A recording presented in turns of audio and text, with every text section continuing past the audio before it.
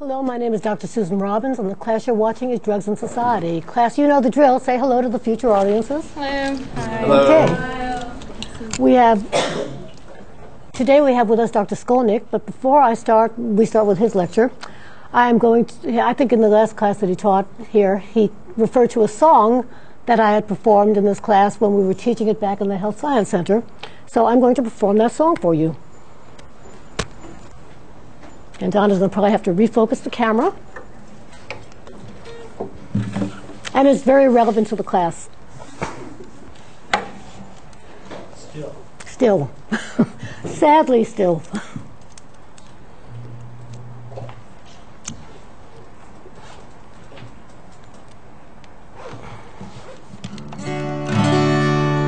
This is called Just Say No to Nancy Reagan.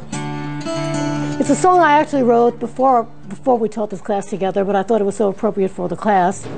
And I know that I need to add some more contemporary verses, but the sad part is that it is still a relevant song.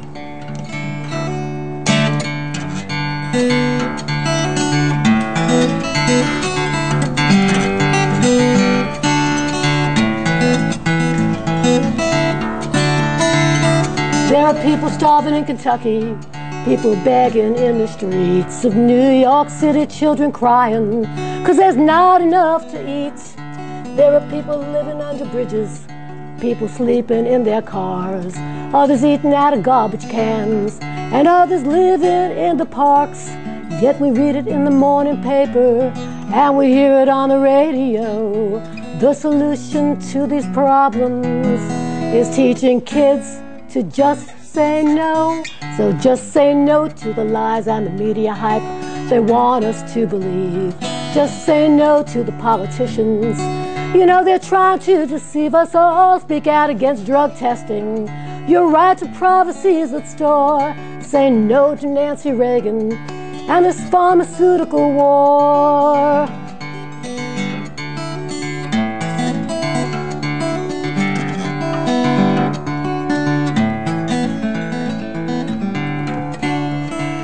You know, this country's in a crisis. It's one of credibility. When the CIA is trading guns and drugs in the name of security, and at the root of all our problems, underlying our societal ills, isn't poverty or greed or hate, but cocaine, pot, and pills. And they recruit us for this war on drugs, knowing well that we can't win, just to draw away attention from the state this nation's in. Just say no to the lies and the media hype they want us to believe. Just say no to the politicians. You know they're trying to deceive us all. Speak out against drug testing. Your right to privacy is at store. Say no to each new drug czar. Originally it was drug czar Bennett, then drug czar Martinez, and the drug czars keep going on and on and on. And you know what? They're all cut from the same cloth. So say no to each new drug czar and this pharmaceutical war.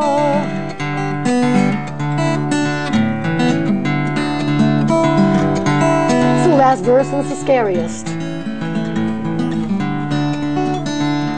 Some folks, they're trying to legislate what we eat, read, smoke, and drink. That's just a step away from trying to regulate what we read, believe, and think. It's shades of Joe McCarthy and Orwell's 1984. Though it's another witch we're hunting, we've been down this path before, and they're passing legislation. It's getting scarier each day. Pretty soon your bodily fluids will belong to the DEA. Just say no to the lies and the media hype they want us to believe. Just say no to the politicians. They're trying to deceive us all. Speak out against drug testing. Your right to privacy is at store. Say no to each new drug czar. Say no to your elected officials. Say no to Nancy Reagan and this pharmaceutical war.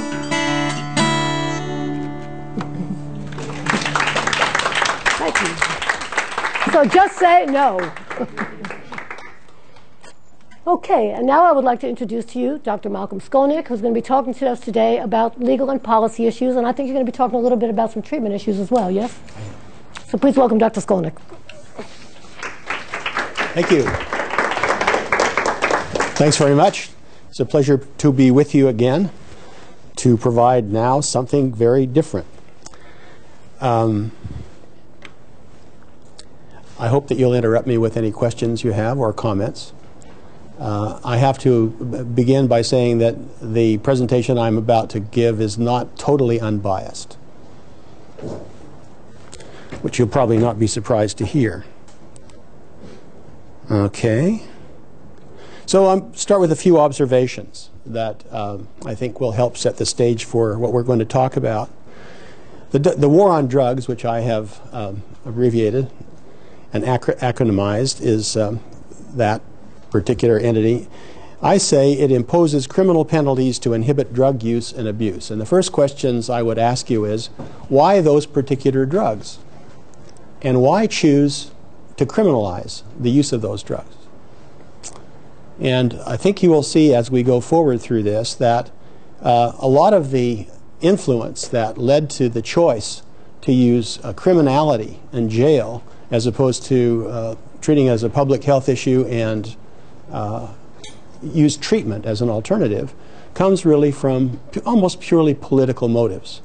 And those motives are based, I think, and I will try to make the case, on racial preferences, prejudices, and people's particular ideas about how to control segments of the population. The war on drugs imposes illegality artificially, and the illegality supports the drug market prices, and you'll see a lot of evidence for that. In fact, the illegality made the market. Before the illegality really took hold, the market was there, but it wasn't anything like what we see now, where marijuana is one of the 2 or 3 major cash crops in the United States, and cocaine is one of the major cash crops of a couple of... Go right ahead. Okay. A couple of South American countries, and poppies, opium, heroin, certainly the major cash crop of Afghanistan, which certainly complicates our problem there. The conduct of the war on drugs foments corruption of law enforcement. We'll say a good deal about that. It clogs the courts. It inflates the prison population, and it militates against ethnic minorities still. My contention is that's where it started, and that's continuing. It's written into law in lots of different ways. It's certainly descriptive of the segments of populations in our prisons. Medical treatment has proven much more effective in reversing abuse than jail. I don't think there's any dispute about that, except among the drug warriors. The most lethal drugs, nicotine and alcohol, are not regulated, but taxed. And the only illegality that comes from those drugs is when someone is driving under the influence and gets caught. Efforts to decriminalize and/or legalize drugs are resisted by both the drug producers and parts of the law enforcement establishment. The drug producers don't want legality because it'll drop the price in the market, and I'll give you some quotes later on that will show that. And people in law enforcement don't want legality because it would deprive them of a lot of the perks that they now derive from busting drug dealers, confiscating property, and maintaining a particular politically popular stance. The war on drug negates the useful properties of regulated drugs. Heroin is a very useful drug to control pain. Can't use it. Methadone is a very useful drug in trying to help people get over heroin. Very, very difficult to use it. And there are a lot of other drugs that are derivative, like LSD, which turns out to have some uses in treating various mental conditions if it's used properly. Very hard to do it given the present restrictions and militancy against LSD and other drugs like those hallucinogens. So we're going to look at a brief review of the evolution of the drug laws, some of which you heard. We're going to look at the cumulative effects of the war on drugs, the arguments favoring and opposing the drug laws. Then we'll get into policy parameters, some policy choices, And we'll certainly talk about how difficult those policy choices might be to make or not make, the legal issues that go with those choices, and then we'll try a little bit of predicting of some of the policy effects. Any questions so far? Freddie, I can barely read your sign, but I can read it if I get a little closer. And if you backbenchers want to get in, please just raise your hand or stand up or just sing out. So, we go all the way back to the beginning of the country. There were fairly severe colonial restrictions on the use of alcohol. They also didn't much care for gambling. And grog houses were semi-reputable or illegal, especially in Rhode Island under the severe restrictions there. And by 1842, we already were starting to tax drugs like opium. And in 1875, there was a big crackdown on opium in San Francisco, mostly because the people in San Francisco who were thought to be using opium were Chinese, and it was thought by the dominant rich population in San Francisco that the poor Chinese were just getting too uppity and out of control. And the best way to control them was to make one of the drugs that was associated with him, opium, illegal and tax it, and that way they could control the population. By 1906, the government saw that there were numerous drugs on the market that were both harmful and useless. Bad combination. And the 1906 Food and Drug Act was passed mostly to get rid of things like snake oil, which was actually oil from snakes used to cure almost anything, rheumatism, female complaints, you name it. And all it ever did was either cost people money or hurt them. So the Food and Drug Act came in, but it didn't do much to regulate drugs. By 1914, the Harrison Act came in, and that did start to regulate drugs. And you know about alcohol prohibition. We talked about this the last time I was here, from 1920 to 33. The dominant moral majority in the country decided that it was bad for people to drink alcohol, and actually got a law passed, an amendment to the Constitution saying you couldn't make, sell, or drink alcohol unless it was licensed and used for very specific, narrow medical purposes. It didn't work. The alcohol industry took a boom because of prohibition. And the people who were making alcohol outside the United States and finding a way to get it in got rich. A number of notable people were included in that group. Joseph Kennedy, the father of John Kennedy, was one of the famous rum runners who brought stuff in from Canada on a number of interesting kinds of boats and got very wealthy indeed. By 1937, we had the Marijuana Tax Act. And in the case of marijuana, the increasing legal militancy was pretty much directed at the Hispanic, or then the Mexican population. The drug laws that came against heroin were really aimed at trying to control, or what people thought would be control, of the African American population. So we look at the Comprehensive Drug Abuse Prevention and Control Act that continued drug prohibition policies all the way back to 1914. We look at the Controlled Substances Act that Congress passed in 1970. This is the federal drug policy under which the manufacture, the importation, possession, use, and distribution of certain substances are regulated. They come in schedules, and you know what they are. In 1973, the U.S. Drug Enforcement Administration was created to enforce the federal drug laws, and it became a separate but more than equal part of the government with increasing funding. So we look at the cumulative effects of the war on drugs. There has been an enormous increase in arrests and incarceration, and these are heavily racially disparate. We look at some of the foreign policy that's been influenced by our attitude about drugs and covert military activities, some of which Susan sang about. We look at the erosion of civil liberties and the corruption of law enforcement and the judicial system. In 1994, there were reports that the war on drug had resulted in the incarceration of 1 million Americans each year, and it's gone up from there. Of the related drug arrests, about 225,000 are for possession of cannabis, which is one of the most common causes of arrest in the United States. In 2008, 1.5 million Americans were arrested for drug offenses. 500,000 were in prison. And I'll show you a graph in a minute that shows how that goes up. Look at the inflection point in the graph at around 1971-72. And that's when President Nixon really clamped down, and the laws became much more coercive and punitive, and the population started to climb. And it's still going up. You wonder where it'll stop.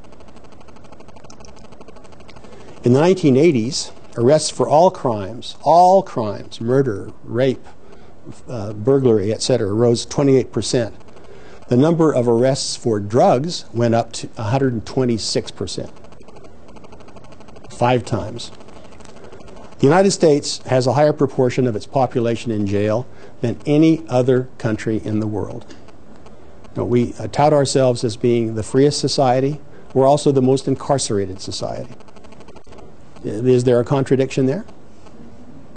Amy, you think there is? Yes, sir.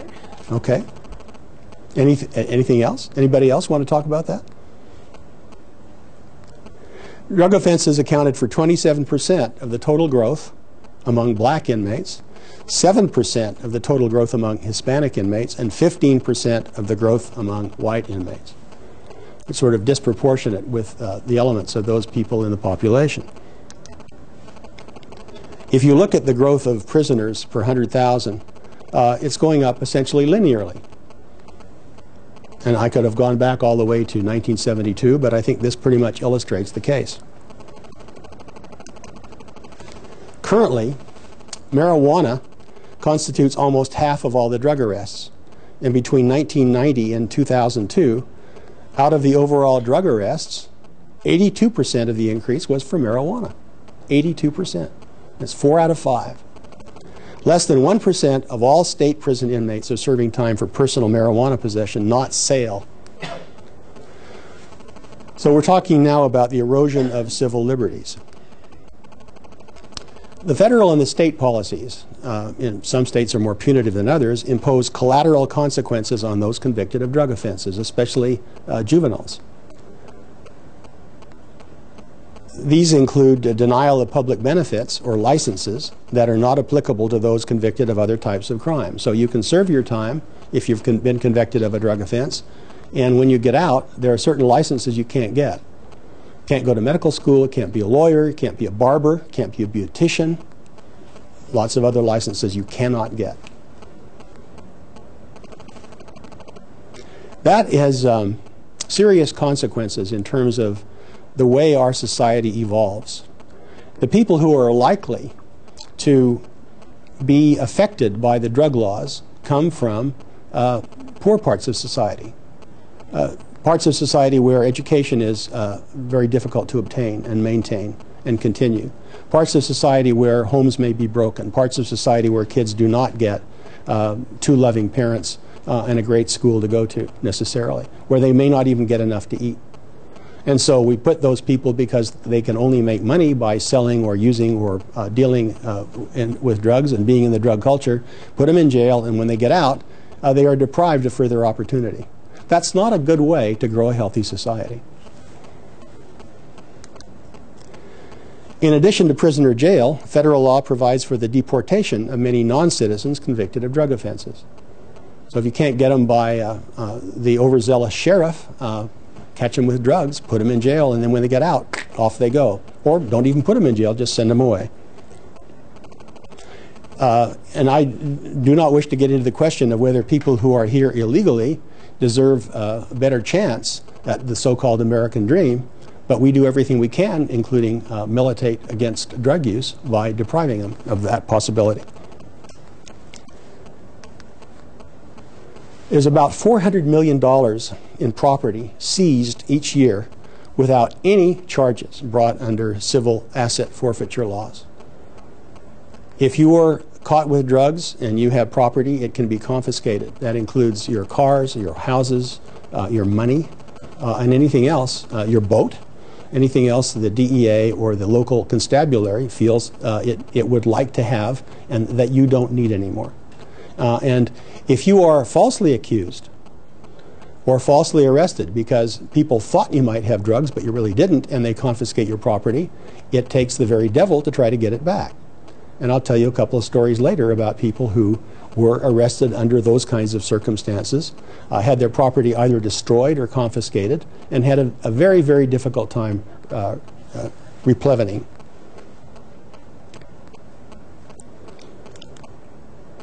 Pain is undertreated by physicians who are fearful of losing their licenses.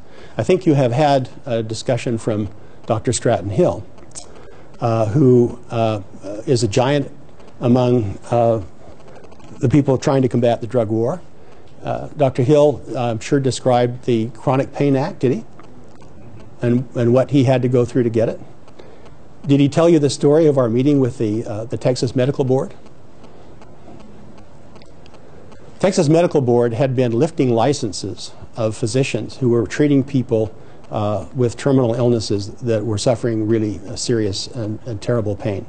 People in hospices, people at MD Anderson, people at home who were trying to do anything they could just to live a relatively comfortable last few days or weeks or months. And the physicians who were treating them recognized that they could provide some relief and did so with various drugs. And the Texas Medical Board prosecuted a number of these physicians. A typical scenario would be that a physician would prescribe increasing amounts of morphine, and the pharmacist looking at this would say, gee, that much morphine is going to kill this patient, not knowing, of course, that the patient had become tolerant, which is what happens when you use protracted morphine, and that increasing doses are necessary to maintain a pain level that is tolerable. So the physician is subject to harassment by the pharmacist sending in his part of the triplicate form to the board of medical examiners, who then look at the physician and say, you're using drugs badly. You can't do that. You're writing script. You can't do that. We're going to have your license. And a number of physicians actually lost their licenses. A number were able to fight and successfully retain them. Well, Stratton Hill decided that some of that needed to be corrected and authored with a number of other people the Chronic Pain Act, which does a good deal to alleviate the problems. The problem was, once the act was enacted by the legislature, which took some doing, the Texas Medical Board still didn't behave according to the act. So we drafted up a set of regulations for the medical board, which we asked them to promulgate. And we tried to get a meeting with them. We tried for a couple of years. Finally, the medical board got a new president, a physician. We went to meet with him. And we came to his office and found him sitting with his legs propped up on a stool. Turns out he'd had 2 knee replacements. Did Stratton tell you the story? He did? I think so. Sort of. Okay. Well, I'll just finish it. So we went in and talked to this guy, and he said, you don't have to say another word. He said, let me tell you what happened to me when I came out of surgery. The nurse came by and said she was going to give me some Demerol. And I'm quoting him. He said, I told her, tell me where you want me to send your dead body. And he got the morphine that he needed. So when we got to the medical board, he and some other of his colleagues were ready to be acceptive and thoughtful, and some other people on the board were not. And we had a rather interesting argument with them about why use of morphine to alleviate pain was medically useful and not harmful. And we went through the pharmacology of morphine given for pain, only alleviating the pain and not acting in a psychogenic way. It turns out pain antagonizes the psychogenic properties. Stratton Hill was very persuasive, and they did adopt the new regulations. But it took about 6 years of intensive effort by a number of people in the community to get the legislature to listen, and then the medical board to listen. The medical board should have known better. But they were acting on myth and belief and politics and not good medical practice, which I think is what finally won the argument. There's a lot of poisoning and overdose deaths due to adulterated and unregulated drugs that come from a market that is totally wild. If people die from the use of cocaine or heroin, mostly, it's because the drugs are impure. Or they take an overdose because they really didn't know it was in the vial or in the syringe or in the teaspoon. There's a big spread, continuing now, of HIV by people who use dirty needles. And you'd think that one of the simplest things that could be done was to be providing people clean needles to prevent the spread of various diseases, not just HIV, but hepatitis of all varieties. And people fight that. They say if you give people clean needles, they'll use drugs. Well, they're going to use the drugs anyway. There are a lot of no-knock searches under federal law. That started with the Nixon administration. That goes with the denial of civil rights. People, if they believe that you have drugs in your house, can get a warrant very easily, knock down your door without ever telling you that they're about to come and telling you that they have a warrant, and wreck your house and looking for the drugs. And if their drugs are there, they'll haul you off to jail. If the drugs aren't there, they'll leave the house a wreck, and good luck in trying to get anybody to pay for it.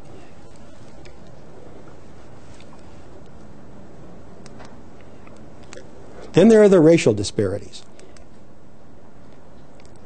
In the U.S., racial minorities are far more likely to be targeted by law enforcement for drug crimes, and they receive much stiffer penalties and sentences than non-minorities.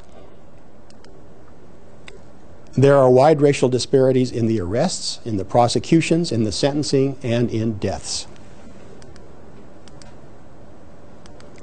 African Americans, for instance, make up 14% of the U.S. population. They make up 35% of drug arrests. They make up 55% of convictions. And they make up 74% of people sent to prison for drug possession crimes. Now, you could argue, and people do, that African Americans are more disposed to drugs and to crime. Or you could argue that African Americans don't use drugs any more than anybody else in the population on a statistical basis, but since they're much more targeted, they're much more caught. And that's what I think those statistics show. This goes back about 100 years. And when people, as African Americans started to get more civil liberties and become more forceful in trying to maintain and achieve their rights, people found ways to suppress. The drug laws are one of the major ways that this society did that.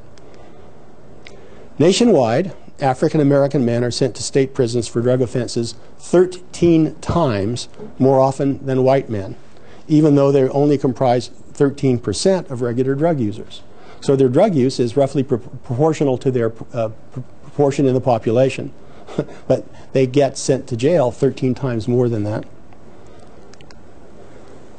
This graph shows you some of the disparities in what the drug laws have done. If you look at the percentage of illicit drug users in America in the white population, it's about 73 or 4%. And about 18% of those people are prisoners. If you look at the Hispanic population, about 10% use drugs, but 23% get sent to jail. The black population, about 10% use, about 55% get sent to jail.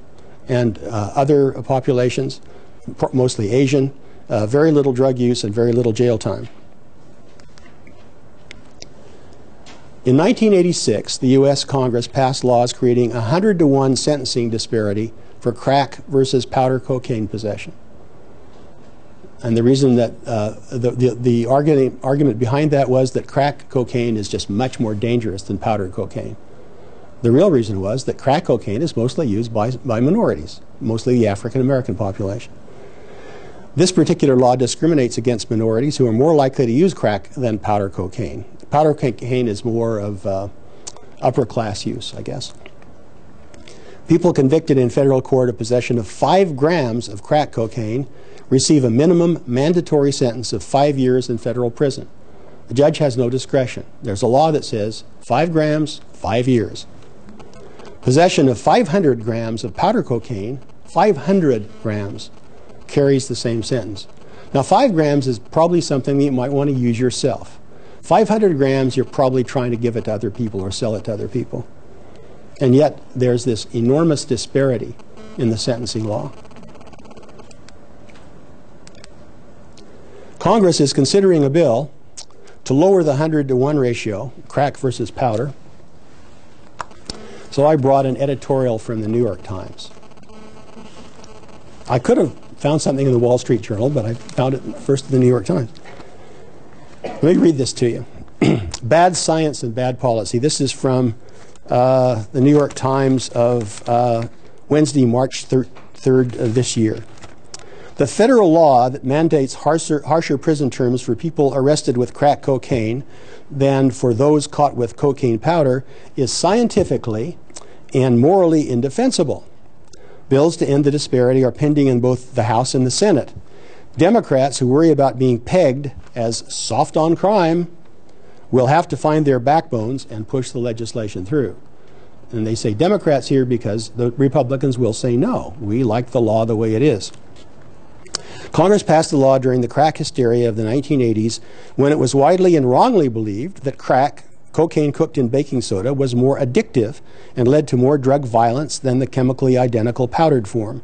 These myths were soon disproved, but by then, Congress had locked the courts into a policy under which minority drug addicts arrested with small amounts of crack were being sent to prison for longer prison terms than white drug users caught with a satchel full of powder.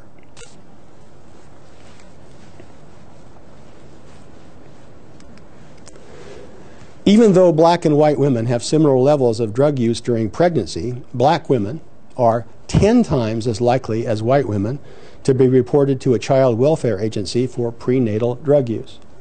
10 times. Let's talk a little bit about corruption of law enforcement. Drug-related police corruption includes conducting unconstitutional searches and seizures, stealing money and/or drugs from drug dealers, selling stolen drugs, protecting drug operations so that they can derive money from what the operations glean, providing false testimony. Yes, Your Honor, we found Mr. Jones with crack cocaine in his trunk. Now, it may have been there or they may have put it there. If they wanted an arrest or they didn't like Mr. Jones, lots of ways to get him. Submitting false crime reports. I'll bet you've seen each one of those things on television. Do you think it's fiction?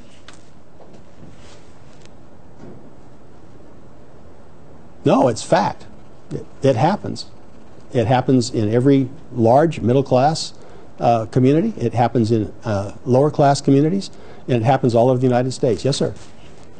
I was reading in a book, I don't remember exactly which one. I think it might have been one that Professor Robbins had shown me, that and it was quoting, I think, J. Edgar Hoover, and like back in the 60s, talking about why he didn't want the FBI getting involved in drug enforcement. What did he say?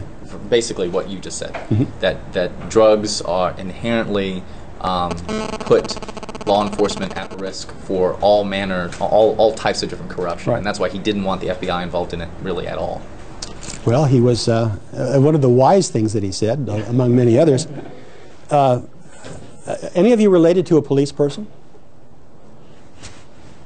What's your relation? Cousin. Well, I've done a lot of work with the police and talked to a number of police at both the local Houston level as well as the federal level. And good cops decry those kinds of processes. And they agree with J. Edgar Hoover. You know, drugs are corrupting, and they like to stay away from them if they possibly could. And a number of police to whom I've spoken have increasingly recognized that the war on drugs is lost, hasn't ever been really winnable, and that the legal approach to drug control doesn't work. And they would much like to see something else. They recognize that they're at risk every day, they and their colleagues, from the harassment and the corruption that comes with this. I don't know if you know very much about what police do, but it is one of the hardest jobs in the world and one of the most dangerous and one of the worst paid. So when a policeman who risks his life or hers every day to try to protect us comes up against this enormous amount of money which is floating around, the temptation is sometimes way, way too great. And they all worry about that, or at least the ones I've spoken with. The power of money. The magnitude of the funds under criminal control poses special threats to governments, particularly in developing countries. When the money taken in every year by a drug cartel rivals the size of a budget of a particular country, that country is at risk from control by the drug cartel, which can buy politicians and buy judges and buy police and almost anything else it wants. Witness Colombia, witness Bolivia, witness Peru, witness Costa Rica, witness Mexico. We'll say a lot more about that in a minute. In these countries, domestic security and capital markets are far too small to absorb such funds without quickly becoming dependent on them. The drug cartels, not the producers, but the conveyors, have so much money, they have a hard time spending it all. And what they do is buy control, and they buy political influence, and they buy judges, and they buy the police, they buy armies, and that is used to maintain their control on the market, their control on production, and their control on distribution. Drug cartels have the means to buy protection, political support, or votes at every level of government and society. So I ask you, why do you think, despite the fact that we've known all this, we've been talking about this for what, 20, 25 years? And maybe before that. What I'm telling you is not new. Why is it that it's so difficult for people to recognize that, say, medical treatment is 10 to 12 times more effective than incarceration in getting rid of a drug problem? So why do we still have these laws on the books? Who is it that wants us to keep these laws? Well, think about it. The drug cartels, or the drug producers, the drug distributors, the people who make jails, who build jails, law enforcement itself. I don't know how much of law enforcement is corrupted, but a fair amount. And the societies that get money from the sale of drugs to maintain particular elements of society who don't want that money to stop. Yes, sir? I think you also have a big segment of the population because I think there are two things. Number one part of the population I think has actually bought the lie. They believe it. They believe that, number one, the drug war is winnable. Number two, that it's necessary. And then you have another part of the population, maybe going on the race angle, and I don't know how conscious people are of this, but there's got to be a part of the population that is okay with this way of controlling racial minorities in the country. Mm-hmm. Have any of you had any experience talking to somebody in the Tea Party? You're smiling. No? No experience at all? Not at length. Not at length. Yeah, go ahead. Matt? Or Sarah? Which? Well, I mean, I have a friend. I don't know that he's actually a member of the Tea Party, but he certainly enjoys what they promote. Right.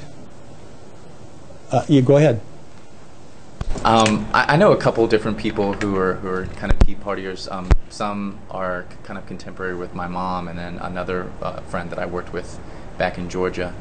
And well, first of all, the people in the Tea Party are all over the political spectrum in terms of the issues that are important to them. Mm-hmm. But the Tea Party is mostly white and mostly male, like 89%. Yeah. Actually, it looks a lot like our graph. It does, doesn't it? So my assumption would be that issues that disproportionately fall on minorities would probably not be near and dear to their hearts. In fact, they're far and undear, as a matter of fact. Yes, go ahead, Dr. Rob. Would you give a brief explanation about the Tea Party, what it is, and how it arose? Only because this is going to be broadcast on probably YouTube and used for the next 5 to 10 years, and they might not be around by then.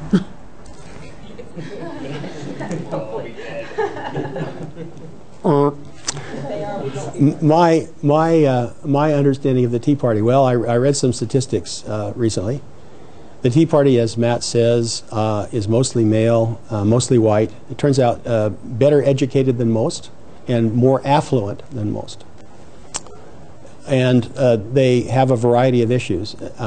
And the thing that I found interesting is that the signs that you see on television, we want our country back from what? You know, taxed enough already. It turns out that taxes this year are lower than they've been in a long, long time, especially for 95% of the population. But that's where T came from, taxed enough already. I think it is a group of people who are frightened, given the terrible economic malaise that we've been suffering for the past couple of years. They're frightened at that. They're frightened at the fact that government seems to be totally polarized and unworkable. You know, you have a party that just says no to everything and another party that's trying to do something, whether you like it or not, and can't in many ways because the party that just says no is about half the people. We have a country, half of whom essentially voted for George Bush twice.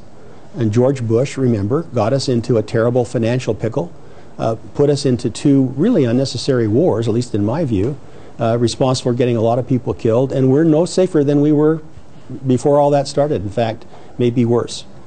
And that I think rings in the Tea Party mentality. The real problem, which comes, I think, from too much corporate money in politics and too many politicians dependent on that money to get reelected, is not something that the Tea Party addresses.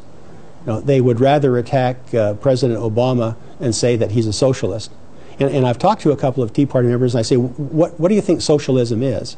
He says, whatever Obama's doing.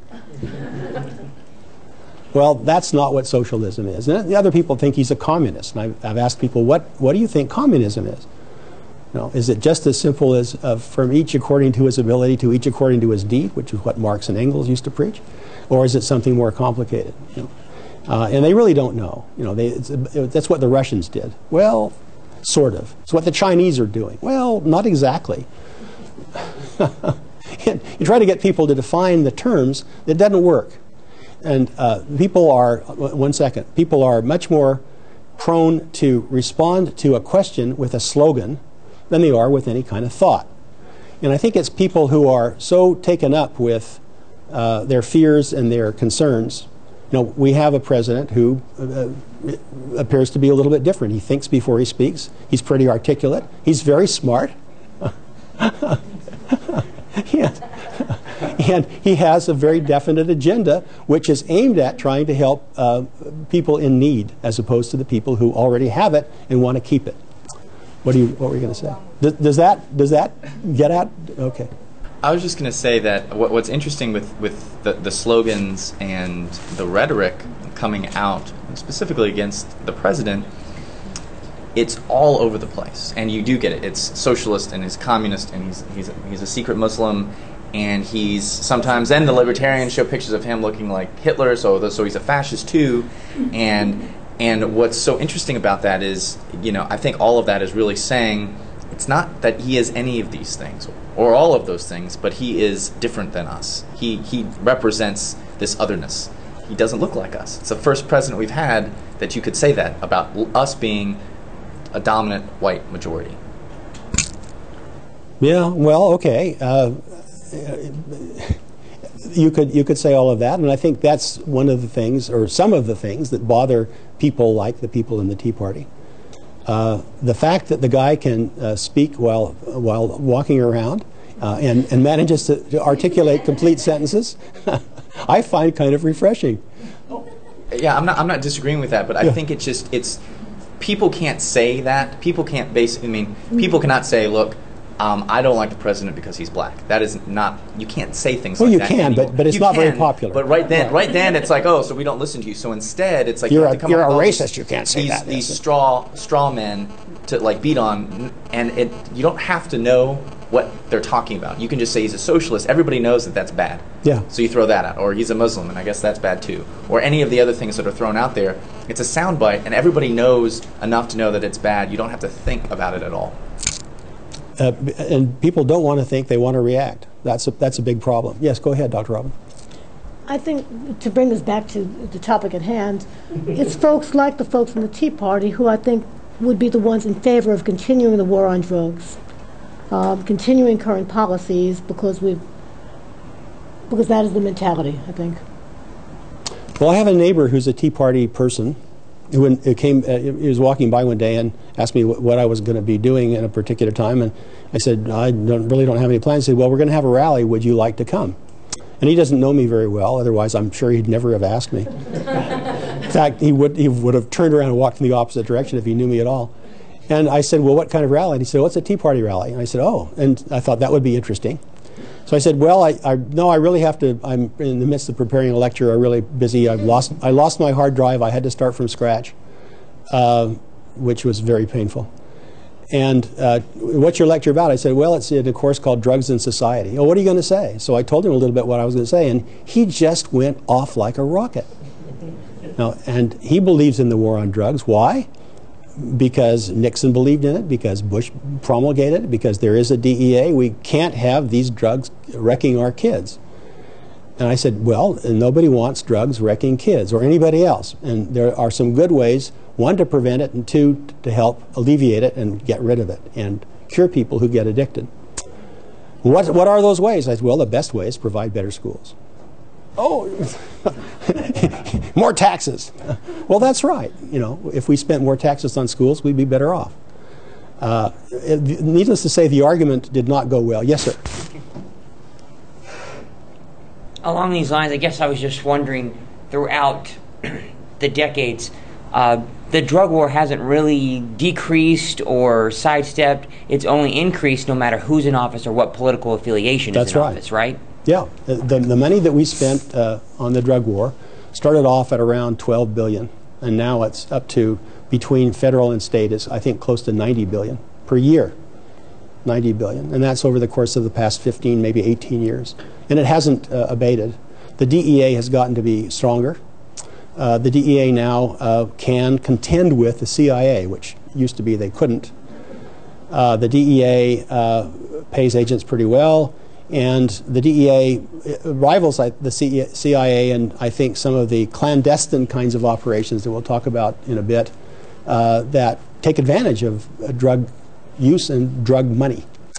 So the drug war hasn't abated, it's escalated, in fact, and it doesn't look like there are many political forces that are going to make it stop, with a couple of exceptions, and we'll talk about those at great length, especially California, Michigan, and a couple of other states that actually look like they might legalize medical use of marijuana, which will be kind of interesting. Yes, sir. Go ahead. The other one group that we haven't mentioned who's really in favor of continuing the war on drugs are most people who have had drugs affect people that they know and their families, because they can't see it past the negative effects of serious problems of drug abuse and serious problems of addiction, and they just want to eradicate drugs. And it's kind of what I would consider a knee-jerk reaction of, look at how bad drugs are, and nobody debates the fact that drugs can be bad and can be misused, but their solution is to keep the war on drugs going. Well, there are people like that. There are also people who have had family tragedies caused by drugs. Alcohol is probably the leading cause, and certainly heroin and cocaine. And I've worked with a group with some people like that, and we spent the last 18 years trying to perfect particular treatment for drug abuse and drug addiction, which has turned out to be very effective. We conducted a number of clinical trials, have a published paper, are now spreading the use of that particular treatment. I'll say some more about this toward the end. It turns out that, well, I'll save that story for when I get to it. But yeah, there are people who are terribly afraid of drugs because they've been hurt, and there are people who are cognizant of what drugs can do who choose not to go quiet into that dark night, but rail against the dark and try to do something about it, mostly using medical solutions. Any other questions about that? Yes, ma'am. Go ahead. I can't see your name. My name is Ruth. Okay. I just want to know if you know what happens with all the money that gets confiscated from the drugs. Like, let's say they caught somebody and there were thousands or millions of dollars confiscated. What happens with that money? Is it used towards treatment, towards prevention, or where does it go? Most of it goes into pockets. I don't think it goes to any of those things that you mentioned. It doesn't go to benefit the tax base in some way. It doesn't go to better schools. It doesn't go to treatment. Generally, it goes to build up the police force that managed to confiscate the money. So instead of buying a new police car, you just use the one that you confiscated from the drug dealer.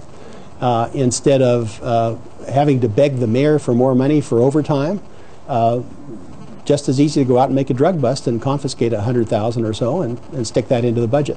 That happens a lot. You know, I don't have a lot of first-hand knowledge. I do have a little first-hand knowledge. That's my first-hand knowledge. Does that answer your question? Okay, good. No. Oh, okay. Just checking.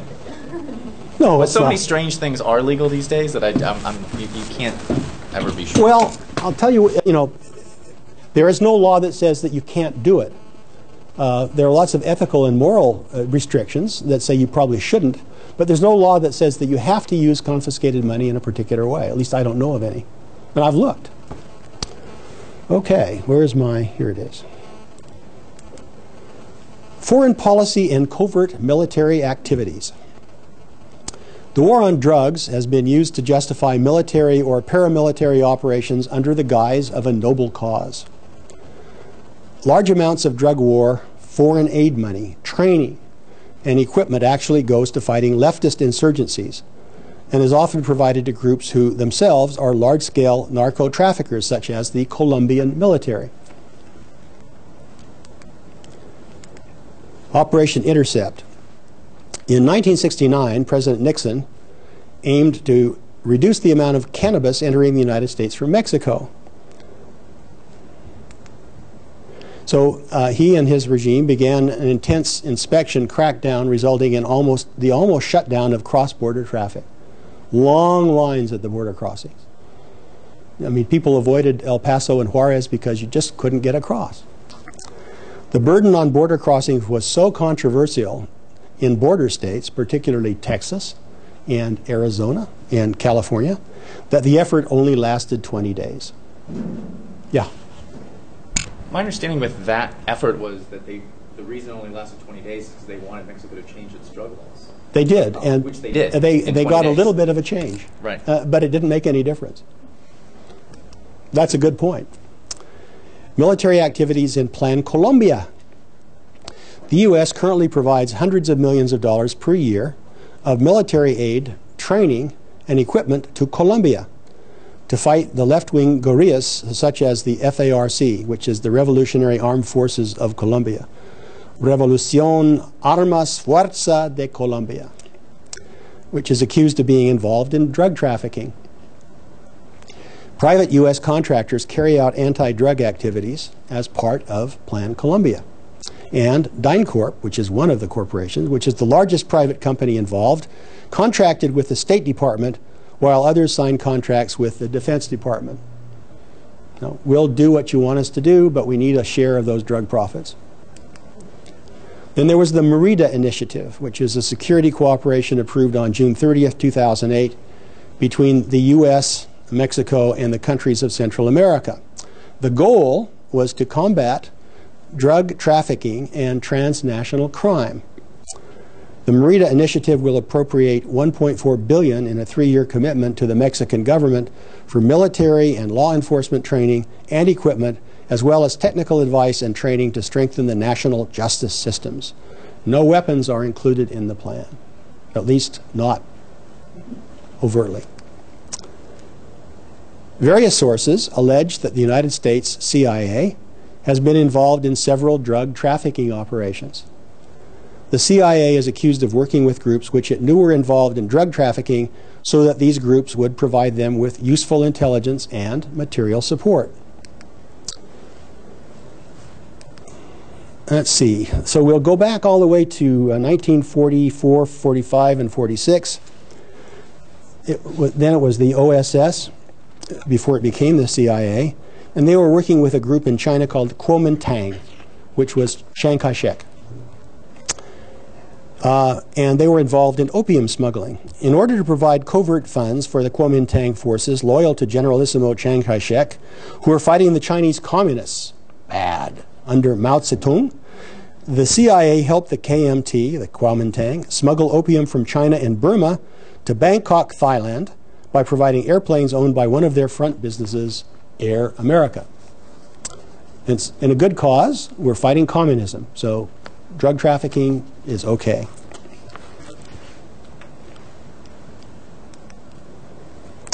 In Vietnam, Laos, and Cambodia, the CIA was involved in smuggling opium produced in western Vietnam and eastern Cambodia to heroin producers in the United States. Agents of the U.S. government used drug production and trafficking operations to fund covert military activities in Vietnam. Large amounts of this heroin were sold to U.S. soldiers in Vietnam. The CIA worked in concert with the Corsican crime families and Laotian drug lords who assisted the CIA in their fight against the communists. What sort of assistance do you think they got? Those guys are communists. Go get them. Turns out they weren't, they might have been, but they were rivals. And one way to get rid of a rival is to say he's a communist. He's a Pathet Lao, or he's something else. One of the CIA's primary contacts was Hmong leader Vang Pao, who was attempting to gain complete control of the local opium trade and was using the income from this to fight against the Laotian and Vietnamese communist forces. So you choose your friends and you choose your enemies, and if the friends need cocaine, opium, heroin, whatever, and the money that comes from that to help the fight, okay, let's do it. In Soviet Afghanistan, the CIA worked very, very hard and fairly efficiently with various warlords who, in return for the CIA's looking the other way while they raised the opium and sold it and used the money to help fight the Soviets, the CIA was very pleased to cooperate with that. And you look at the problems that we have in Afghanistan now. We made them all by supporting the people who actually became the Taliban.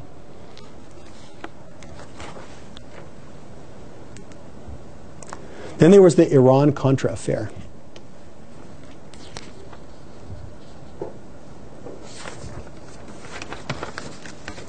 The Kerry Committee report, John Kerry, concluded that members of the U.S. State Department who provided support for the Contras were involved in drug trafficking, and elements of the Contras themselves knowingly received financial and material assistance from drug traffickers. And there were a series of news articles by a number of different journalists which had investigated Nicaraguans linked to the CIA-backed Contras who had smuggled cocaine into the U.S., which was then distributed as crack cocaine in Los Angeles and some other cities where the profits were funneled to the Contras. The CIA was aware of the cocaine transactions, and the large shipments of drugs into the U.S. by the Contras personnel directly aided drug dealers to raise money for the Contras. And so, again, drug money gets used to fight against what is a perceived enemy. In this case, the Contras.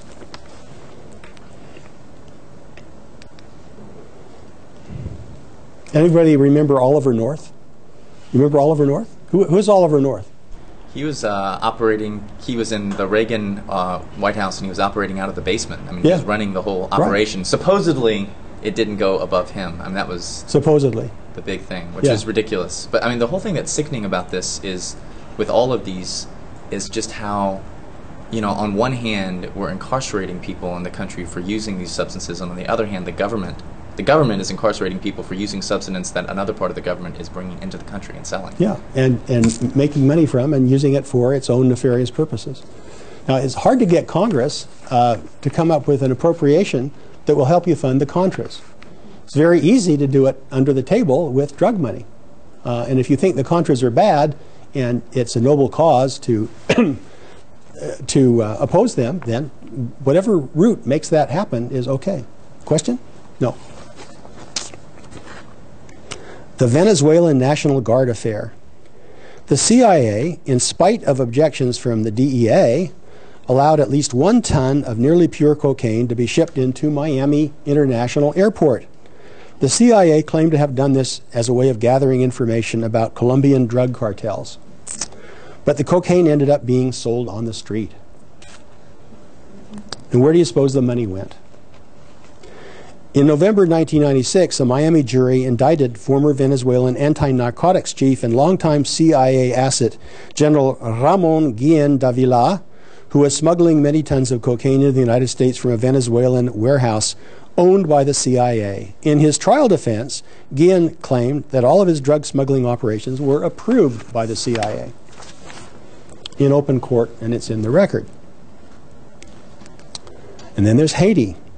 In the mid-1980s, the CIA created a unit in Haiti whose purported purpose was anti-drug activity, but was in reality used as an instrument of political terror, and was heavily involved in drug trafficking. The members of this unit were known to torture Aristide supporters and threatened to kill the local head of the DEA. According to one U.S. official, the unit was trafficking drugs and never produced any useful drug intelligence. You know the name of that group? Called the Tonton Macoute. And then we come to Panama and Operation Just Cause. In 1989, the United States invaded Panama as part of Operation Just Cause, which involved 25,000 American troops. General Manuel Noriega, head of the government of Panama, had been giving military assistance to Contra groups in Nicaragua. Bad thing. At the request of the U.S., which in exchange allowed him to continue his drug trafficking activities, which they had known about since the 1960s. When the DEA tried to indict Noriega in 1971, the CIA prevented them from doing so. The CIA, which was then directed by future President George H.W. Bush, provided Noriega with hundreds of thousands of dollars per year as payment for his work in Latin America. However, when the CIA pilot, whose name was Eugene Hasenfuss, was shot down over Nicaragua by the Sandinistas, documents aboard the plane revealed that many of the CIA's activities in Latin America were going on, and the CIA's connection with Noriega became a public relations liability for the U.S. government, which finally allowed the DEA to indict him for drug trafficking, and Just Cause was the rest. They captured Noriega finally in Miami. You know, when he was in Panama, he took refuge, I think, in the Papal Nuncio, which is a separate country. And the nuncio said, well, he's a person who's contributed greatly to the church. We're not going to let you have him. And he was finally persuaded to go to Miami and give himself up, and he's now in jail, still in jail.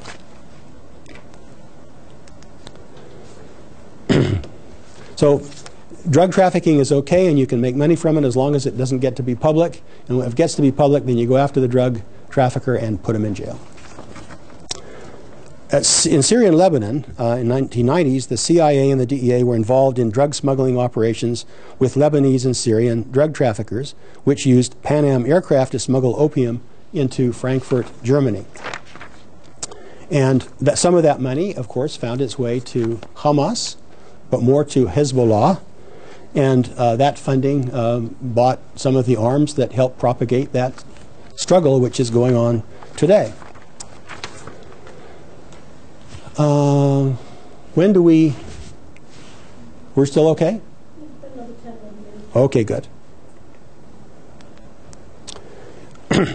There are other side effects. The U.S. supports spraying toxic herbicides such as Agent Orange and Roundup over the jungles of Central and South America as part of the drug eradication programs. Farmers, for instance, living below, who have nothing to do with the drug trade, are exposed to dangerous doses of these toxic pesticides, which cause severe health problems, birth defects, and deaths. Worse problems result from eradication programs in Afghanistan, where the same drugs are used. Anyone remember the use of Agent Orange in Vietnam? Yeah, you remember that? Go ahead, Matt. Yeah, it's a cancer-causing agent, or I mean, does all kinds of different things. But I know it was linked with cancer. The government denied that for decades. Yeah, and there were some famous lawsuits for American service people who were injured by Agent Orange, or claimed that they were. All kinds of neurodegenerative diseases, cancer, some other problems. And eventually the chemical links were established, and the government did pay off, although not very much.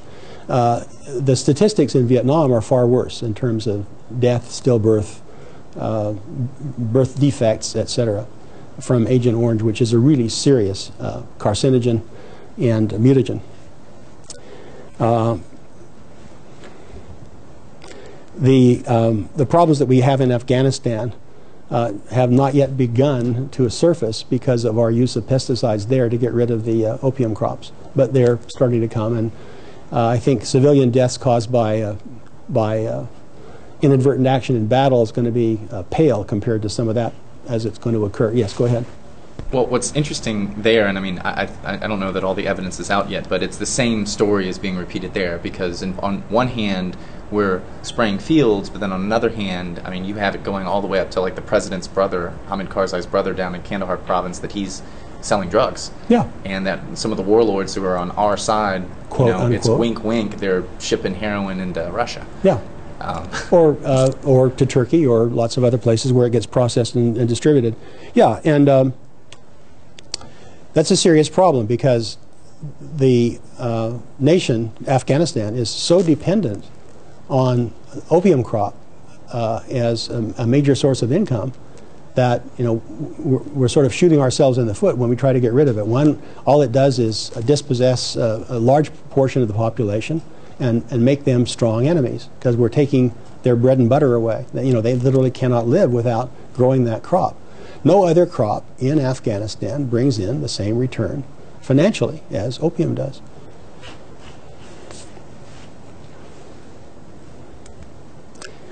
So arguments against the war on drugs, and these arguments are coming, as you will see, from the left. A little joke. It causes environmental harm. Well, you finally got it. Yes, you shouldn't have to explain that. I mean, everybody says, oh yeah, the left. There are serious abrasions and disruptions of civil rights. There's racial inequality propagated. There's corruption of law enforcement. There's money that we should spend on treatment and not putting people in jail and building more jails. The war's lost. It only props up the market and does not reduce abuse. It does not reduce criminality. Decriminalization and legalization works better. At least that's the argument against the war on drugs. Now, from the right, drug abuse is morally and hygienically wrong and must be prevented. Hard to argue with that.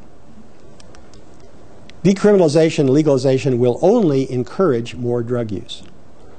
And the same people who argue that sex education is bad because it will encourage children to have sex.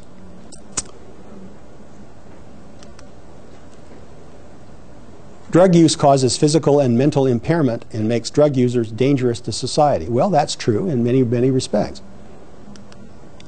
Increased drug use will lead to more violent crime. Well, that's a possibility. So the questions you start asking yourselves are, what's the best way to reduce drug use? What's the best way to avoid more violent crime? What's the best way to protect children from drugs? If there isn't a best way, are there some better ways? Anybody have an idea about that? Yeah. Legalization and decriminalization. I mean, some of the arguments are just counterintuitive. So if you educate people about something, they'll do more of it. I mean, that's like saying, so if you educate people about drunk driving should go up. Drunk driving's gone down. You know, because we regulate it and we tax it. And if you break certain laws, you know, if on a drug you commit an act that is considered illegal, like battery or theft or a variety of other things, you would still be penalized because of that act, but not for just having a drink or smoking a cigarette. Right. And we have found ways to minimize or decrease uses of some of the dangerous drugs. Anybody in here smoke? Any smokers? You smoke? Yes. Socially? What does that mean? When I'm out drinking. When you're out drinking. Yeah. I was a smoker. I smoked cigars and a pipe. And I still think of those long, thin, black Jamaican cigars after dinner. But I don't smoke anymore. I stopped smoking when I started doing lung autopsies. Do a lung autopsy or two on a person that dies of lung cancer or chronic obstructive pulmonary disease, and you'll never want to touch another element of tobacco again. And of course, I started having children, and my wife said, can't smoke in the house, can't smoke in the yard. You can go down to the end of the block, but that's as close as you get. We aren't going to have any secondhand, and I didn't find it that difficult to quit. I had a couple of good reasons. I would urge you, if you can, to think of something else to do instead of smoking socially. It's not good for you. But we have decreased markedly the number of people who smoke and the number of people who take up smoking and, of course, get addicted. And we haven't done that by putting them in jail. We've done that with a series of social pressures, some of which we'll talk about when we get to policy choices. We've done that with some laws, say you can't smoke in here, you can't smoke in this room, you can't smoke in that restaurant, you can't smoke in that building. And that's not a law, it's just a building policy. And those policies have evolved, and they've been pretty effective. We are working the same way on alcohol, although that's not as effective because alcohol still kills about 100,000 people a year, many of them involved in accidents. But I think we know some approaches that we can take that might be effective, and we're going to pursue those instead of putting people in jail, unless, of course, they're convicted of driving under the influence with a greater than 0.08% milligram percent in their blood. Yes? Part of the problem, though, and the reason I think that we're not willing, one of the many reasons that people in general, not the politicians, but people in general, are not willing to do that, is they do not perceive alcohol and tobacco as being harmful. They don't perceive alcohol as what? They don't perceive it as being as harmful as the quote-unquote illegal drugs. There's been such a massive campaign over many years to persuade people that illegal drugs, because they are illegal because they are the most dangerous. And the other argument is that alcohol and tobacco are part of our economy and therefore have always been accepted. Yeah. And people just do not perceive the harm, that they don't even think of them as being drugs. Yeah, alcohol's been in the culture for, what, 10, 15,000 years. It's in religions, it's in social mores. We're used to it, and we're a lot more comfortable with it, and we don't think of it, as Dr. Robbins says, as bad as, say, heroin or cocaine, although it's probably worse in terms of the pharmacological effects, the mental effects, the decrease in judgment and the decrease in motor control, etc. Okay, let's go forward. So let's talk now, and toward the end of the first half, about the policy parameters that we might want to look at. First being socio-economic effects. And we'll say a lot more about that. Then there's public support and opposition to the war on drugs. There seems to be more support or more opposition growing to the war on drugs, but it's not yet overwhelmed the support. There's political support and opposition to the war on drugs. And the political factors, I think, are extremely significant, because politicians get elected or unelected on the basis of their stance about law and order. And one of the law and order tenets, one of the third rails, is you can't come out and say drugs are not that bad. We ought to be able to control them by taking a series of medical approaches, health-oriented approaches, as opposed to jail.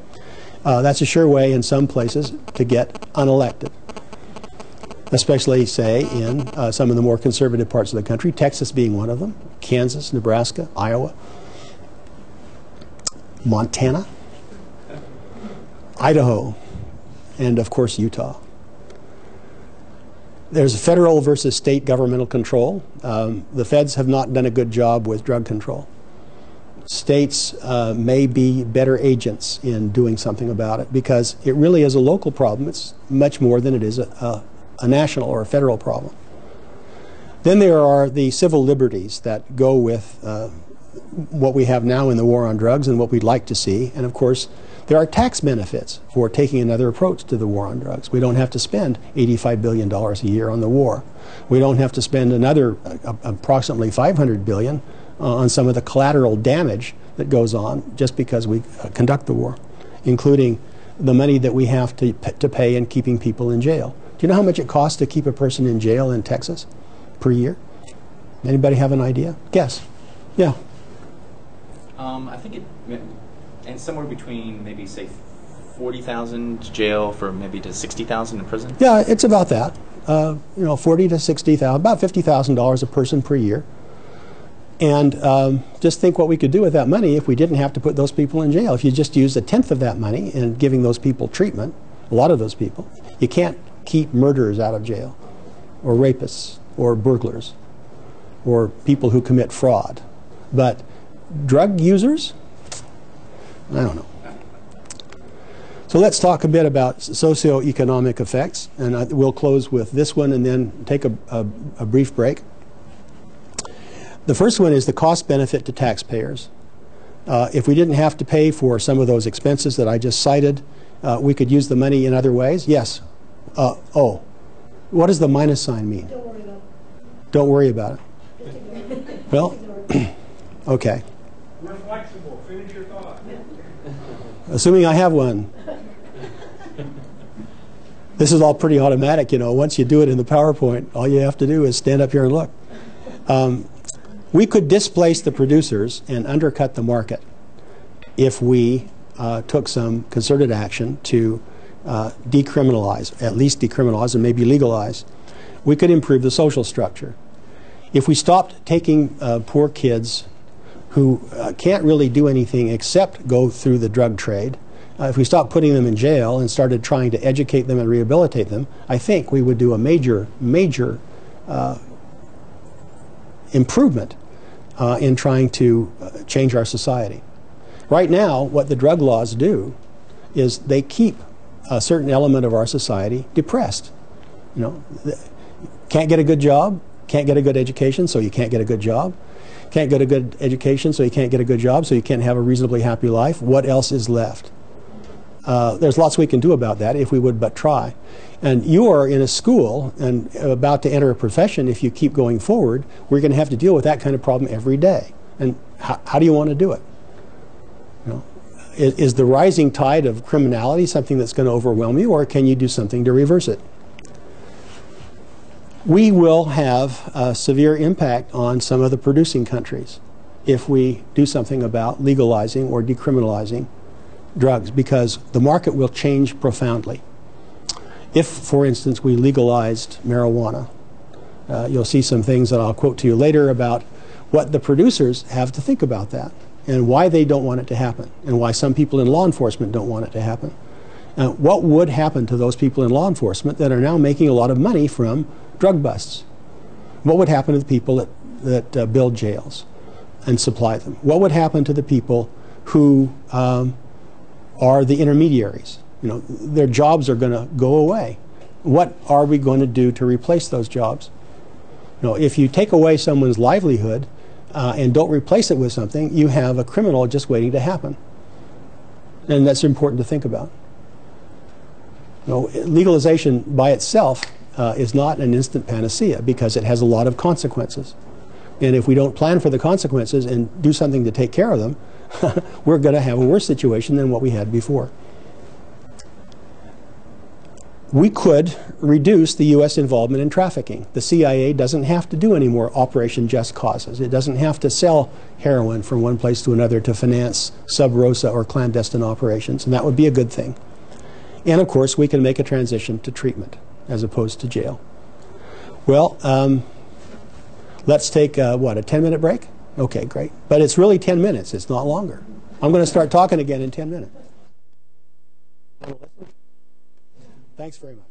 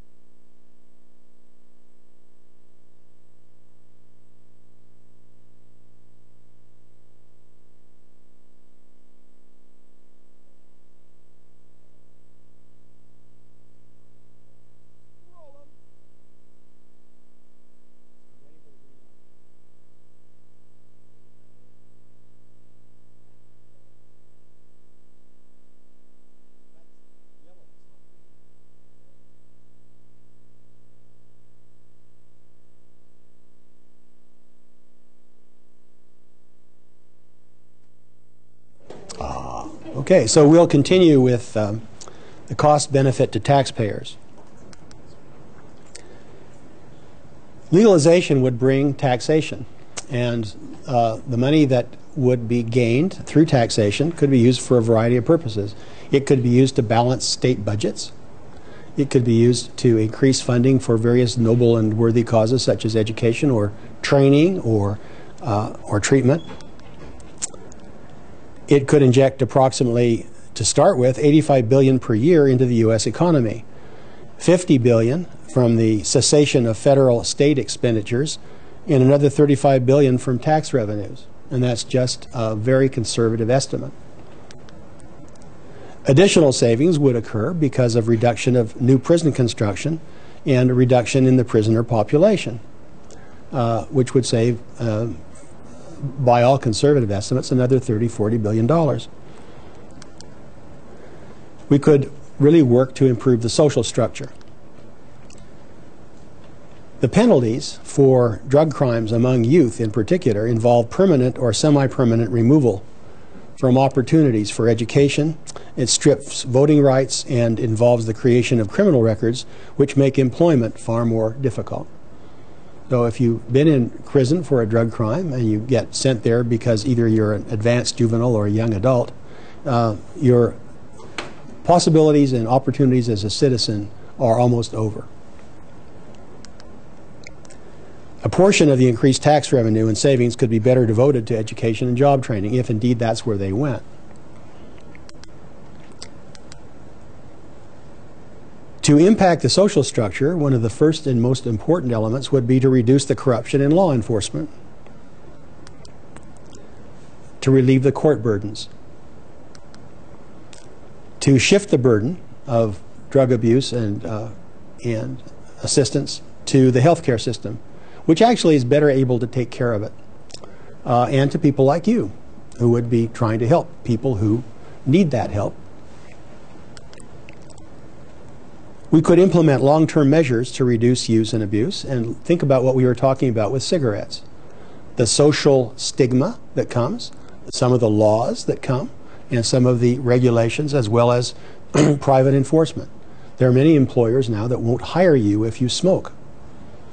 And that brings problems, of course, but an employer has the right to make those kinds of restrictions according to our law and say, you're a bigger health risk than I want to have if you smoke, I won't hire you. I once ran a clinical trial for smoking cessation, and we employed nurses, among other people. And we had an applicant for a nurse position who admitted that she was a smoker. And I said, this is a smoking cessation trial. I can't hire you. And she threatened to sue me because I wouldn't hire her because she was a smoker. She claimed that under the Americans with Disabilities Act, she had a disability and I was discriminating against her. And I said, yes, you're right, I am discriminating against you. I think you shouldn't be allowed to work in a program with people who are trying to quit smoking if you're a smoker. She said, well, they'll never know. I said, of course they will. You can't avoid it. It comes in on your clothes. It comes in on your hair. It comes in on your conversation. What are you going to do? She finally ended up not suing me. But that's not an uncommon experience. There are a number of employers now who will not take on the risk, the additional medical risk of people who smoke as employees. We could expand drug counseling and treatment capabilities, and that would have a fairly profound effect on trying to deal with the problem of drugs, especially with first-time users. There would be a fairly large impact on producing and trafficking countries. Afghanistan, for instance, which depends on poppies and opium and heroin that come from it as a major source of income for the whole country. It's a subsistence income anyway, and the people that need to be able to subsist depend heavily on that crop, which brings in more money than any other single crop they could possibly grow. Bolivia exports a good deal of cocaine and depends on the cash from that semi-legally to fund the country. Colombia exports cocaine and marijuana. And Colombia's had a 50-year struggle between various factions and groups that want to control the money that comes from that production. Mexico deals in cocaine, heroin, and marijuana. And Mexico has some particular problems that one being our neighbor exacerbates. And I want to read you some of an article from the paper that cites myths about Mexico's drug war. Common misperceptions could cloud the view of the plight of the U.S. neighbor to the south. Violence in Mexico has escalated dramatically in recent years. In 2009 alone, at least 6,500 people were killed in apparent drug-related incidents, and more than 2,000 have already died in violence this year. That's just in the first 3 months of this year. The recent killings of 3 people linked to the U.S. consulate in Ciudad Juarez, just across the border from El Paso, have left many wondering whether the situation is hopeless. In Mexico last month, Secretary of State Hillary Clinton lamented the cycle of violence and crime that has affected communities on both sides of the border and pledged continued U.S. engagement. With Washington's support, the Mexican government has been pursuing an aggressive multi-year campaign to confront criminal groups tied to the drug trade. To understand those efforts' chances of success, let's look at the 5 common misperceptions about Mexico's plight. You can decide for yourselves whether you think they're misperceptions. The first is that Mexico is descending into widespread and indiscriminate violence. Now, it keeps getting worse every year. Is that a descent into violence? Well, it keeps getting worse. The Mexican government lacks the resources to fight the cartels. It's not that they so much lack the resources as the cartels have so much more in the way of resource, because they have so much more money that they can spend on combating government efforts. And they can buy politicians, they can buy police, they can buy people in the army. Endemic corruption allows the cartels to flourish. Well, it's hard to deny that that's the case. Drug violence is a Mexican problem, not a U.S. one. Well, it's really our problem as well, because who is the market? What is the market? Where is the market that they sell to? We're it. We have more money. Yes, go ahead. Well, also, a lot of the guns that are being used in Mexico to murder Mexican citizens are coming from the U.S. That's correct. They ship cocaine and marijuana and heroin north, and we ship guns south, AR-15s and everything else. We aren't big on AK-47s, but we have everything else. And most of the guns, and this has been traced, that the cartels use come from the sources that they get them from in the United States. The so-called legal gun shows, where you really don't have to have very much in the way of documentation or a license to get a gun. Well, the last one is that Mexican drug violence is spilling over to the United States, and it clearly is. We can't do a whole lot about it. The United States imports a lot of cocaine and heroin, as well as making a lot of other drugs, mostly methamphetamines, as well as marijuana and what comes from it. And there are a number of issues related to marijuana in the United States. And let me read you some of this article. This is from the Houston Chronicle, March 25th, 2010. It is entitled, "In the Land of Holy Bud," quote unquote, "Outlaw pot growers dread legalization." The county in California says that if law passes, prices will dive and its reign as king of weed will end. Redway, California. This is in the heart of Humboldt County, which is in Northern California. The smell of pot hung heavy in the air as men with dreadlocks and gray beards contemplated a nightmarish possibility in this legendary region of outlaw marijuana growers: legal weed. If California legalizes marijuana, they say, it will drive down the price of their crop and damage not just their livelihoods, but the entire economy along the state's rugged northern coast. The legalization of marijuana will be the single most devastating economic event in the long boom and bust history of Northern California, said Anna Hamilton, 62, a Humboldt County radio host and musician who said her involvement with marijuana has mostly been limited to smoking it for the past 40 years. There's a side set of bullets. It's called Sweeten the Pot. Under the ballot measure Californians will vote on in November, residents could have up to an ounce of marijuana for personal use. They could cultivate gardens up to 25 square feet, which is puny by Humboldt County standards, and the city and county governments would have the power to tax pot sales. The article goes on to say that there are provisions in the law where counties can opt out. They can be so-called dry counties. I mean, there are counties that don't allow alcohol. It's the same sort of process. The people in law enforcement say this would be a bad idea. It would increase violent crime. It would lead more people, especially young people, to try marijuana, which is, of course, as well known as a gateway drug to heavier use. And so the old arguments all come out. But the main thing is that now the growers are allied with law enforcement.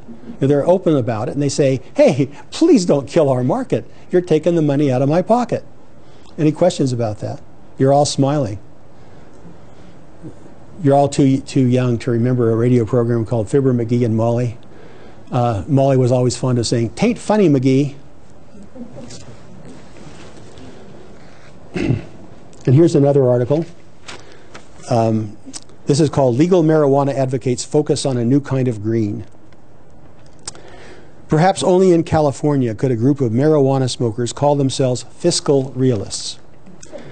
And yet, faced with a $20 billion deficit, strained state services, and regular legislative paralysis, voters in California are now set to consider a single-word solution to help ease some of the state's money troubles: legalize. On Wednesday, the California Secretary of State certified a November vote on a ballot measure that would legalize, tax, and regulate marijuana, a plan that advocates say could raise $1.4 billion and save precious law enforcement and prison resources, which would probably at least triple that amount. Indeed, unlike previous efforts at legalization, including a failed 1972 measure in California, the 2010 campaign will not dwell on assertions of marijuana's harmlessness or its social acceptance, but rather on cold cash. "We need the tax money," said Richard Lee, founder of Oaksterdam University, a trade school for marijuana growers in Oakland, which backed the ballot measure's successful petition drive. "Second, we need the tax savings on police and law enforcement and have that law enforcement directed toward real crime." Therein hangs the argument.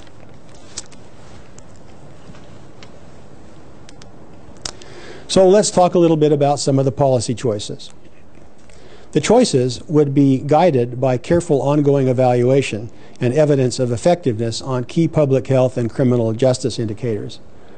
Now, I wrote that and I read it and I just said it, but I think what really would be going on would be the political influences. Yes, go ahead, sir. I'm sorry, this question is just related to your previous subject. Well, let's here. go back. Maybe I'm a little naive, but I guess I don't understand why Humboldt County would be in danger because it still has a crop, even though they might have to sell their crop for less, because if they're going to legalize it, they got to get the marijuana from someplace. Right. So I guess I don't understand the worry or concern that it would really put dealers out of business altogether, because they can always ship it to Mexico, ship it to Canada, or Hawaii, for that matter. Well, they probably could. They probably could, and maybe that would help maintain part of the market. Just let's think through the steps of legalization. So let's say that California passes this measure. What were we going to say? Philip Morris. Philip Morris. And where does Philip Morris sell most of its cigarettes now? Well, outside of the country. But in China. Once it's legal, you have corporate interests that are going to get involved. Yeah. And they still have to purchase it from some place, which I'm saying Humboldt County would be a great place. They would produce it right. and sell it. You'd have large corporations possibly say, oh, okay, well, we're going to mass produce, grow marijuana cheap and sell it. And these guys are like small farmers, right? Well, yeah. who can drive down the prices and sell the most? ADM or a small farmer? Right, I got that. I'm just saying you still have a commodity on your hands. You have a commodity, but you have different control of the commodity, as has been pointed out. So Glaxo or Merck or Pfizer comes and says to the farmers in Humboldt County, we'll buy your weed, and we're going to sell it to the government that's going to dispense it. We'll have to talk about who dispenses it and all that stuff in just a minute. And the guys in Humboldt County said, fine, our price is. And Pfizer says, oh, no, we can buy just as good weed from so-and-so in Kentucky at 1/3 that price. So, you meet that price or we're leaving. So the price starts to come down because competition makes it come down. Because other people get involved, and it's no longer against the law to do it, Now, it may be against the law in Montana, so there aren't going to be a whole lot of marijuana growers there, but the people in California that are now under a different legal regime are not going to be able to make as much money because there's not as much risk in growing it. There's not as much risk in selling it. There's not as much risk in using it. And that will mean that the people who will then control the market, which will probably be large pharmaceutical companies and the government, which gets its governments, federal and state, that derive the tax money, are going to try and sell it at a price that is very, very much less than what comes in the so-called black market now. Does that make sense to you? Sure, but there's always farm subsidies to expand, right? Our farms are always, I hear rumors that they're always wasting money about all this byproduct and everything. Well, that works for peanuts and cotton. I'm not sure it's going to work for marijuana. But it's a good point. The government can say, yes, we know that you're suffering, Humboldt County, and we're going to give you the following subsidies so that you won't grow any more marijuana because we only want a limited amount. And then the question comes, well, suppose that you can buy marijuana of a reasonable grade, reasonably safe, doesn't have paraquat in it or anything else, from people in Mexico or people in the Golden Triangle or wherever. And it's much cheaper, and so you don't have to buy it from Humboldt County anymore. What are those guys going to do? They're going to go out of business. And that's what they're afraid of. Yes? Well, plus, didn't you also say part of that was that you could grow it as long as you have a 25 square feet. Right, and 25 square feet. Well, anyone can grow marijuana. I mean, it's not a different. It's a hardy plant. It is a weed. Yeah. So, I mean why buy it if you can just grow it in your backyard? Well, 25 square feet is not a lot. Well, right, but. And the question is, well, now here's the thing: if you grow marijuana in your backyard, which you could do, is it going to be as high quality as what grows in Humboldt County? Because these people have been learning how to grow better and better and stronger marijuana for 50 plus years. And do you think you can compete with that? Well, maybe. Maybe what you can grow for yourself would be good enough. That's what I'm saying. Yeah, I don't know, but it's not a simple question, and these people have thought it through.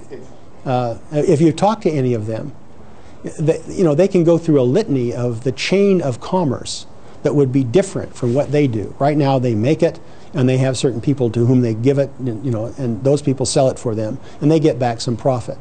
They get some profit when they sell it initially and some commission when it gets sold on the street. And they'll lose all that. And they're afraid of losing what is, for them, a huge cash crop. And I think they're right. Because once you get a different chain of custody or a different chain of commerce involved, the larger corporations are going to try to take it over because the money's there. And it's easy money. You don't have to worry about a whole lot of lawsuits that come from bad marijuana in the same way you do from some of the COX inhibitors, for instance, right? You don't look satisfied. Oh, no, I am. I guess they could always ship it to communist countries because drugs aren't legal there, are they? No. Perfect. Well, there aren't a whole lot of communist countries left, Yes. China's arguably, they say they're a communist country. I don't really believe it. Right, it's a capitalist communist. Yeah, it's a single state economy, a single state government. It's very much state-controlled economy and state-controlled everything. It doesn't have a constitution the way we do, but the people in China run the government to make money. They don't run it just to maintain an ideology. Ideology's long gone. Are you nodding your head or are you just bouncing on the chair? Oh, okay.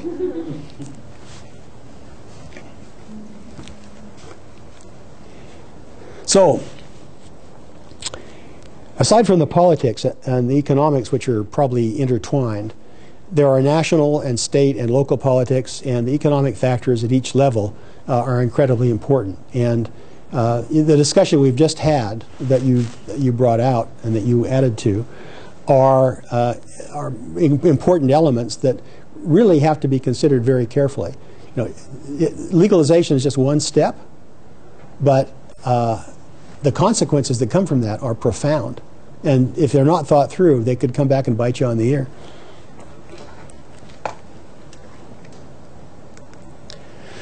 If you look at all of the people that would be involved in what goes on with legalization, you start with the feds and then go to the various states and then look at the local city and county governments, which may be the most important in all of this, because if there's option for determination about whether marijuana, say, can be sold in your county or not, or your city or not, you have the ultimate control.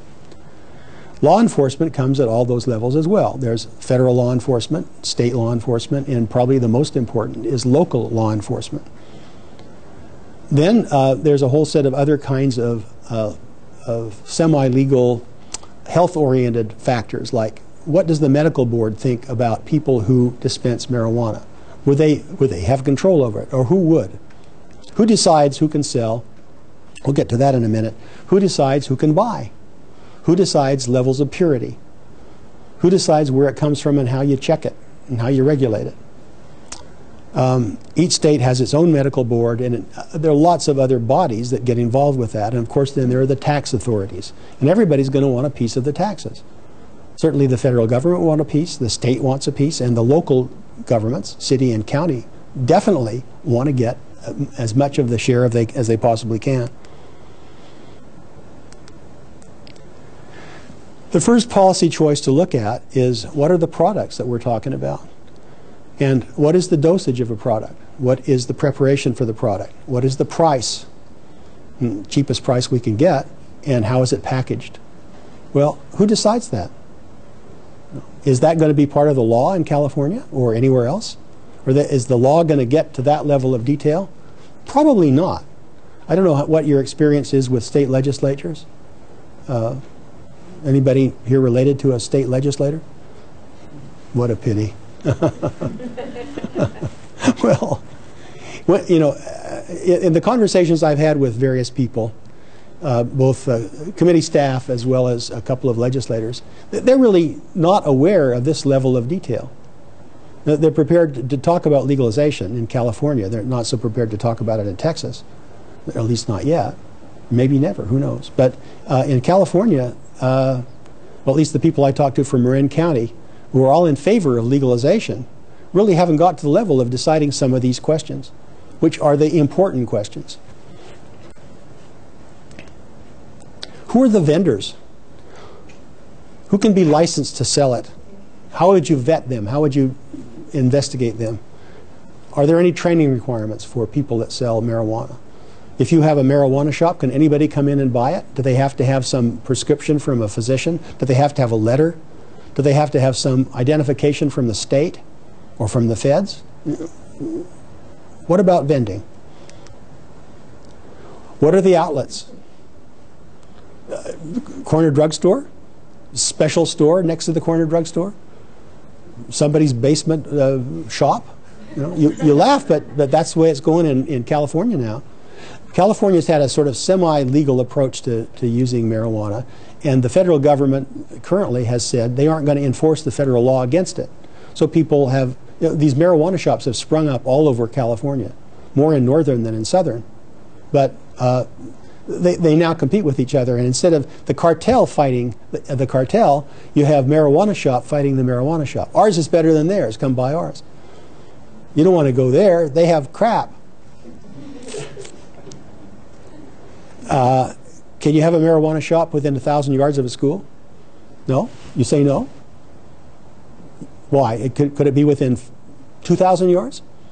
Within a mile?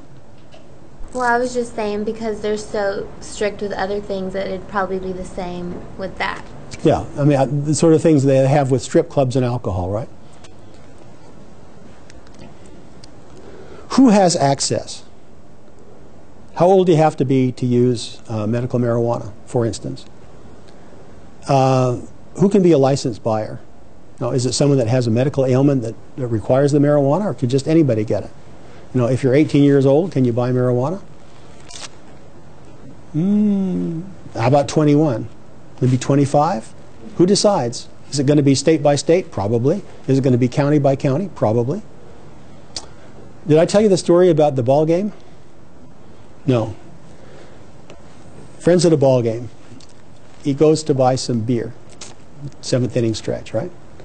And he comes back with a container or two of beer, and he's met by 4 or 5 kids who want to trade marijuana for the beer. And he asked them why. He said, well, we like beer better, and it's easy for us to get marijuana, but it's very hard for us to get beer, and we'd rather have the beer. Here are the joints, or here's the packet of weed, or whatever it is, and we promise you it's real weed, it's not just oregano. And he said, no thanks, I want the beer myself. Off you go.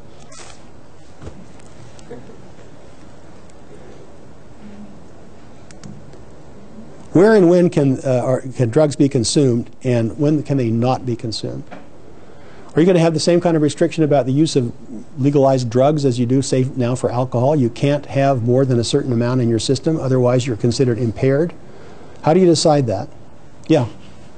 I was wondering about that as well, but I mean, I'm not aware of a drug test, or at least a commercially available drug test. I'm aware of the ones that, you can tell that somebody's used marijuana, but that goes back and you'll say, well, you've used it sometime in the last week or 2 weeks. Yeah. I would think that might be a complicating factor, because presumably you don't want people coming to work high, but at the same time you don't want to penalize someone for being high on a Saturday when they're at work on a Tuesday. And that's a problem with marijuana, because marijuana resides in your fat cells. Some of us have more of that than others. And it's very, very pernicious. It hangs on for a long time. And it can be detected for a long time. And there are other effects. Do you know what happens when you eat a poppy seed bagel? Yeah.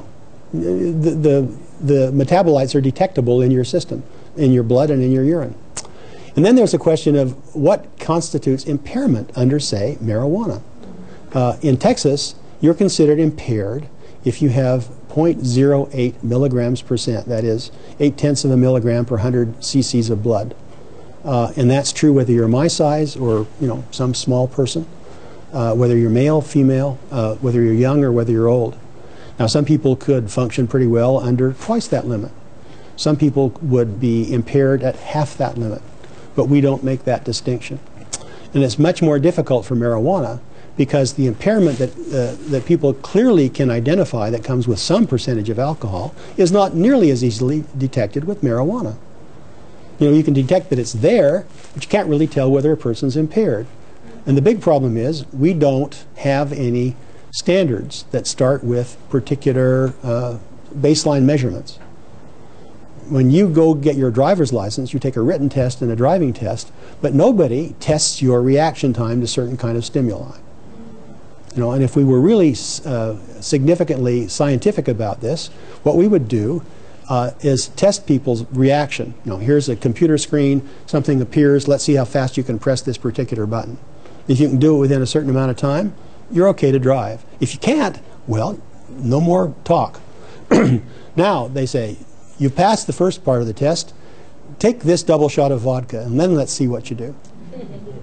You laugh, but that's really the only way to tell. And you're going to keep drinking vodka until we determine that you're impaired. And what impairment means is there's a significant reduction in your motor skills and a significant reduction in your perception time and your reaction time. So instead of about a half a second for reaction, if it goes up to maybe 0.75 or 0.8, we won't give you a driver's license if you have this percentage of alcohol in your system. And for you, it turns out it's not 0.08, it's 0.12, because you're a big guy with a great liver.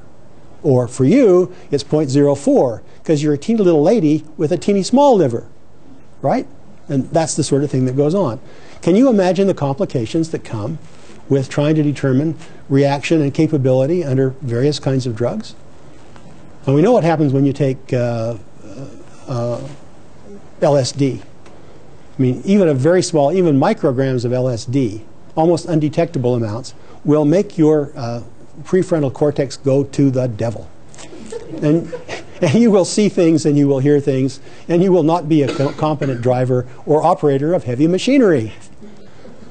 Okay? And the same thing is true with meth, especially with repeated use. But nobody's taken those measurements. They could be taken, it's not impossible, but just imagine the Driver's License Bureau of the future. And if you think the lines are bad now, it's... But there'd be different rooms. It's like there's the meth room. There's the meth room, there's the marijuana room, there's the coke room. That's padded. That's right. Yeah, we're much more likely to err on the side of draconian measures. Say any amount of this particular drug, any amount, you're incompetent.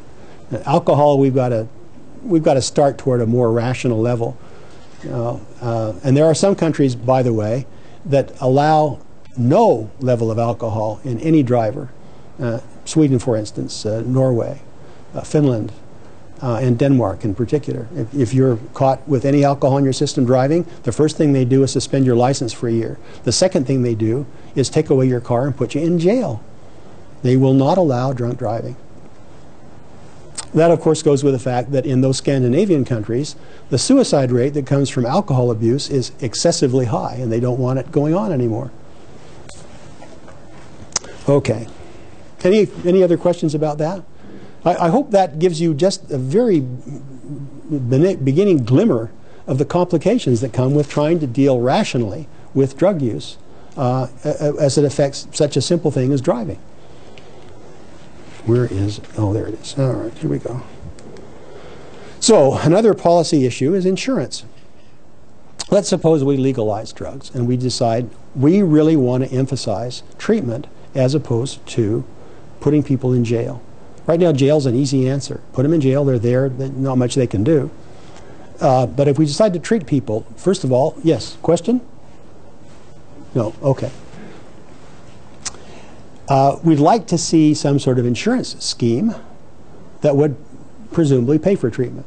So when you buy your insurance, you ought to have part of the policy that says, yeah, if I have a drug problem, I can get treatment for it. And the insurance company will pay at least part. Is addiction a pre-existing condition? Should you be able to get a policy if you're an addict?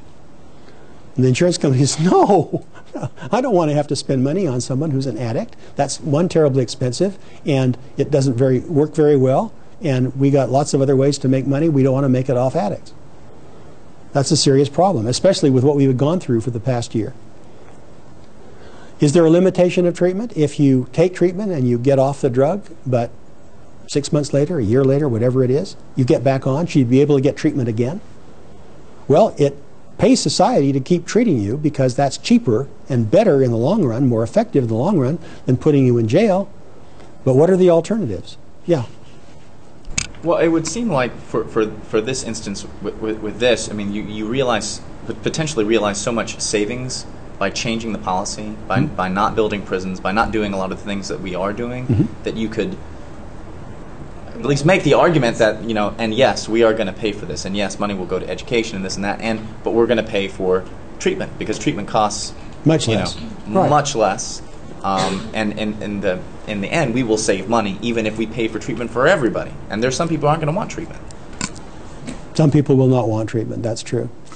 I think they're a small number, but nonetheless, there are some people like that. And this brings me to a couple of points. The one thing I've been thinking about as we go forward, which was brought home to me by Professor Robbins, is, you know, what is this discussion going to be like in 2 or 3 years? What is it going to be like in 5 years? In 10 years, will any of this problem be the same problem? Now, I predict that it will. And the reason I think that it will is because what we're talking about, the policy issues, you know, what we've just in the last few minutes, are not going to go away. And one of our problems as a political body is we really don't like dealing with complications. We really would like things to be very simple. You know, that's the essence of the Tea Party. No, this is right and this is wrong, and there is nothing in the middle. There are no shades of gray.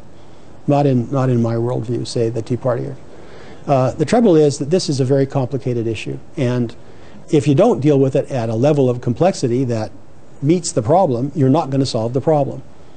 Right now, we use the blunt axe approach, which is putting people in jail. That's not. It's a simple solution. We don't have to think very much about that. Bad guys, drug users, off with their heads, literally or figuratively. But if we go to treatment, we have to be much more refined. We have to be much more subtle. We have to be much more thoughtful and much more careful. I'm not sure as a society we're ready to do that. That's a worry. You know, I mentioned the fact that I don't think politicians really are ready to deal with this level of issue. The question that you raised is, well, why are they so worried about the money? Well, we tried to answer that. But it's very much more complicated than saying, hey, we'll just add another $5 or $10 billion to the war on drugs and the DEA gets better funding. That's simple. Yeah, go ahead. seems to me that, you know, one of the most powerful arguments that can be made is, come November, marijuana gets legalized in California, and you see, I mean, it's you see the experiment borne out. You say, well, what happens? What happens there? You know, do we see an increase in crime or a decrease in crime? Do we see an increase in tax revenue? How many people take on treatment? Do you see young people using more or using less? And you can actually get evidence and get data, not in Sweden or, you know, the Netherlands, or Holland, right. but in the United States. Right. Well, that's a very rational and I think an estimable approach. I don't know that we have the patience or the political sophistication to deal with it on that level. I would hope that we would, but I look at this last year in the healthcare debate and some of the extraordinary nonsense and lies and absolute fabrications that came out. You know, and everybody knows about the citation of death panels, which didn't exist, right? It's called Obamacare. It's not Obamacare. And, you know, it turns out there are death panels, and they are insurance adjusters that work for Cigna and United Healthcare and all the rest. They are the real death panels. They say, you can't have this treatment. We're not going to pay for it. You're going to die. And people do. 45,000 people every year die because they don't have insurance. 45,000 people every year. That's about half the number of people killed by alcohol, but it's still a lot of people. Well, how do you deal with those who want to argue about maintaining a status quo that kills 45,000 people a year? Because they're afraid to talk about the level of complexity.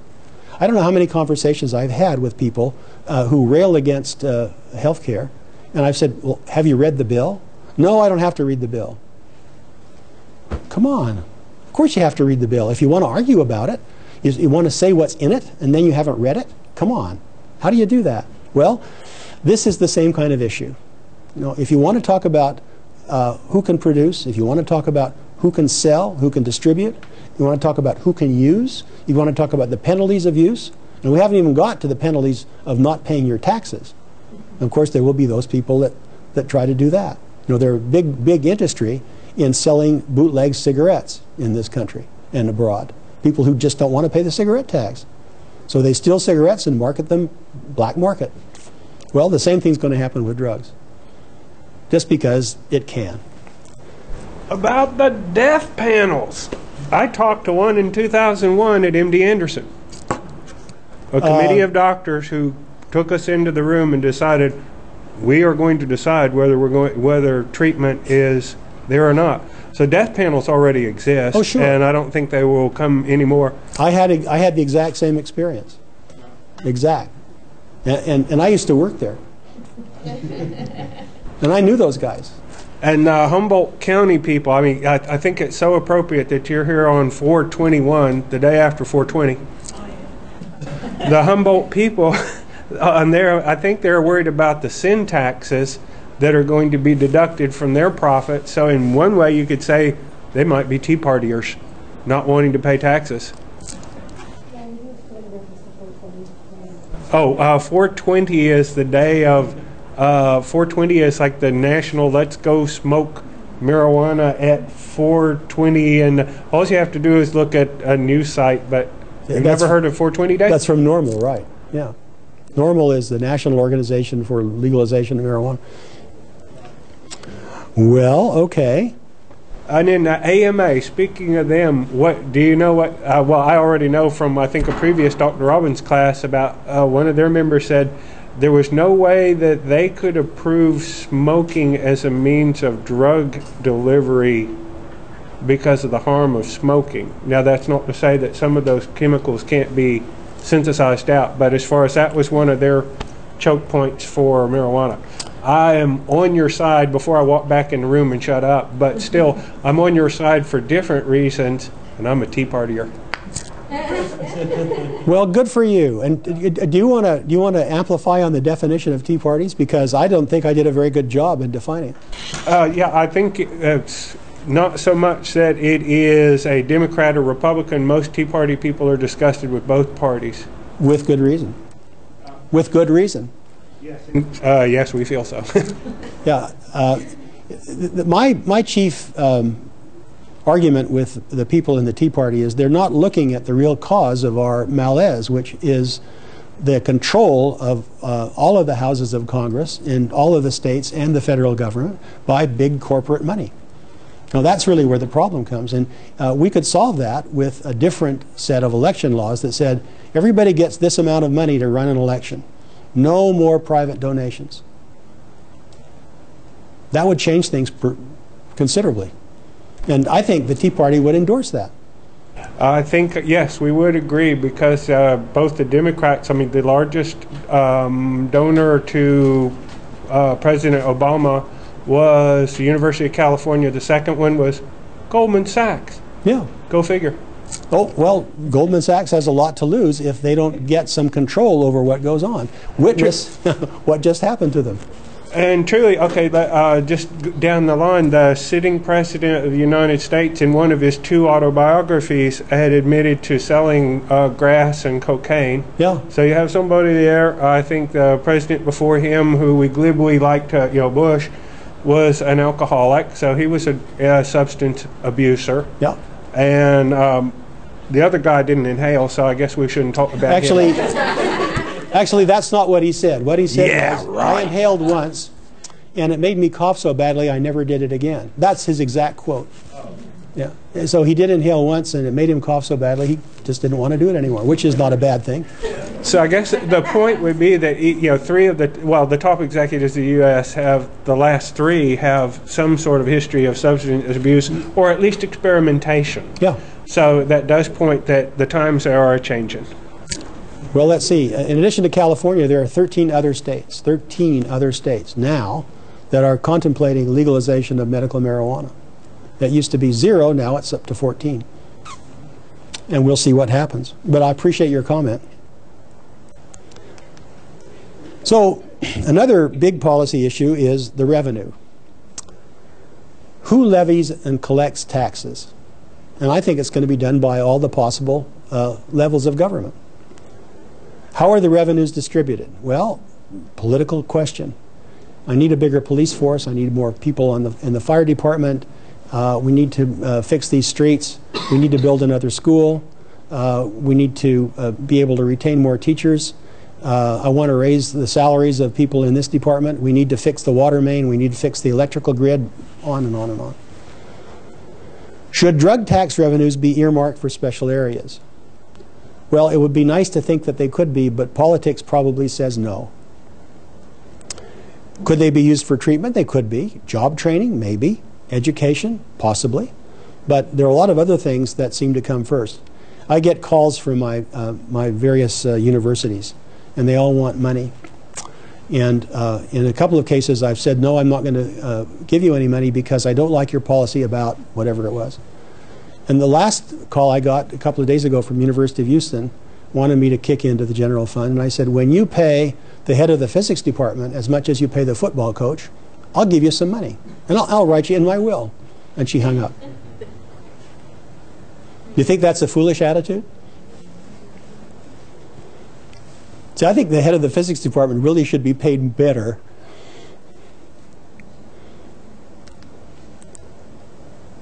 What are the treatment options if you're going to give treatment? You know, what kind of treatment should we give? Short-term treatment, long-term treatment, various other kinds of treatment? Who decides which treatment to apply? You know, right now it's a matter of guess and gosh, because treatments have a lot of different variability. How do you measure treatment's effectiveness? Well, there are some pretty standard ways, but not everybody agrees. We'll talk about those in a moment. How many times can an addict receive treatment? You know, if an addict gets off the drug and stays off for a while, but then gets on because of pressures and stress and whatever, should that addict be able to be treated again? Well, I think it's pretty clear that it's cost effective to maintain treatment, but not everybody's going to agree with that, saying, well, you're going to cut it off. This is a hopeless case. What are you going to do with the addict if you don't give treatment anymore? You know, probably not put him back in jail, or her. If you give treatment for addiction, you have to help the individual stop using drugs. That's the first thing. You have to maintain a drug-free lifestyle if you're a former user. And you have to achieve productive functioning in your family or at work and in society. You probably have to have a job and be able to support yourself or your family. Addiction is typically a chronic disease. Not typically, it is a chronic disease. People can't simply stop using drugs for a few days and be cured. It takes a much longer time. Most patients require long-term or repeated episodes of care to achieve the ultimate goal of sustained abstinence and recovery of their lives. Right now, do we have enough people to give treatment to the addict population? No, we don't. We have a start, and we hope that we can get more. We actually know how to train people to be good drug counselors and treaters, but we don't do nearly enough of it. You know, if this class were triple the size, that would give me some hope. Yes, go ahead. I was going to say, if we change the law, we'll have beds. We have all these jails and prisons with empty beds we could convert. Right. Yeah. Would that it could be so. Well, there are some treatment options I'd like to tell you about just briefly. One is called neurofeedback training. I'll say more about that in a minute. Then there are some short-term methods, typically lasting less than 6 months, that provide residential therapy, they provide medication therapy, and drug-free outpatient therapy. One of the ways of getting people off some drugs is to provide what are called drug antagonists. That is, you load the person up with the antagonist that prevents the cause or prevents the effects from the drug. And there are even other drugs that make the person sick if the drug is used. There's a drug called antabuse that they used to use for alcoholics. You take one drink and you just get terribly sick. And that's sort of aversion therapy. I've seen stop smoking treatments where they make people keep their cigarettes in a big gallon jar and look at the disgusting mess that's inside and saying, that's your lung on cigarettes. And, you know, it can be effective for some people, but not for all. There are longer-term treatment, for instance, methadone maintenance for people that had been addicted to heroin. Heroin makes people much more dysfunctional. Methadone takes away the craving, takes away the after effects, the side effects, but you're still addicted to another drug, which is methadone, which is even more addictive, it turns out, than heroin. Nonetheless, people on methadone can function very perfectly well. And methadone is also a pretty good pain reliever. There's outpatient treatment for opiate addicts. They come to a clinic every day and they get counseling, or 3 times a week. And there's residential therapeutic community treatment, which is, of course, much more expensive. Outpatient drug-free treatment does not include medications, then it does encompass a wide variety of programs. These are for patients who visit the clinic at regular intervals. So there have to be clinics and there have to be people in the clinics that can help. Most of these programs involve individual or group counseling. People get up and say, I'm an addict, and I've done this and I've done that, and I've had a terrible problem, and my life is a mess, and I'm hopeful that I can get over that, and with your help and support, maybe I can. There are therapeutic communities, which are highly structured programs in which the patients stay at a residence, typically for 6 to 12 months, and they are pretty expensive. I'll say a little bit more about neurotherapy. This is also known as EEG biofeedback, or neurofeedback, or sometimes alpha-theta training. This is an operant conditioning kind of treatment using brainwave patterns. It's non-invasive, client-centered. It has minimal and transient, if any, side effects. At least nobody's ever seen any. It's a really good tool for self-regulation of cognitive and emotional states that are brought by drug abuse. This uses feedback from a 4-lead EEG. Everyone know what an EEG is? It's electrodes on the head that measure brain waves. You know, the brain is an electrochemical organ, generates electrical signals. These can be picked up at the surface, and people can tell from the various frequencies that are involved just what's going on in the brain. There are no drugs involved in neurofeedback therapy. It takes 30 to 40 treatments of about 45 minutes each, and the treatment can be repeated. So I have to remind you a little bit about what happens when you take drugs. The psychoactive drugs compete with your brain's own or the endogenous neurotransmitters. Remember, we talked about this before. They bind to neurotransmitters paired receptor, and they cause all kinds of effects, including telling the brain, you don't need to make any more of that neurotransmitter because I'm here. So the brain stops and things start going awry. Psychoactive drugs alter the communication between neurons in a profound way. The feedback mechanism which regulates the supply of neurotransmitters is disrupted when these exogenous drugs, that is the outside drugs, disrupt the drug transporter system and the drug feedback system. Different drugs bind to different receptors. They either increase or decrease the activity of the neurons, and the neurons making their electrochemical activity are what we can measure with the EEG. And it has all kinds of different effects on behavior. And I think you remember that we talked about tolerance and withdrawal symptoms and short-term side effects.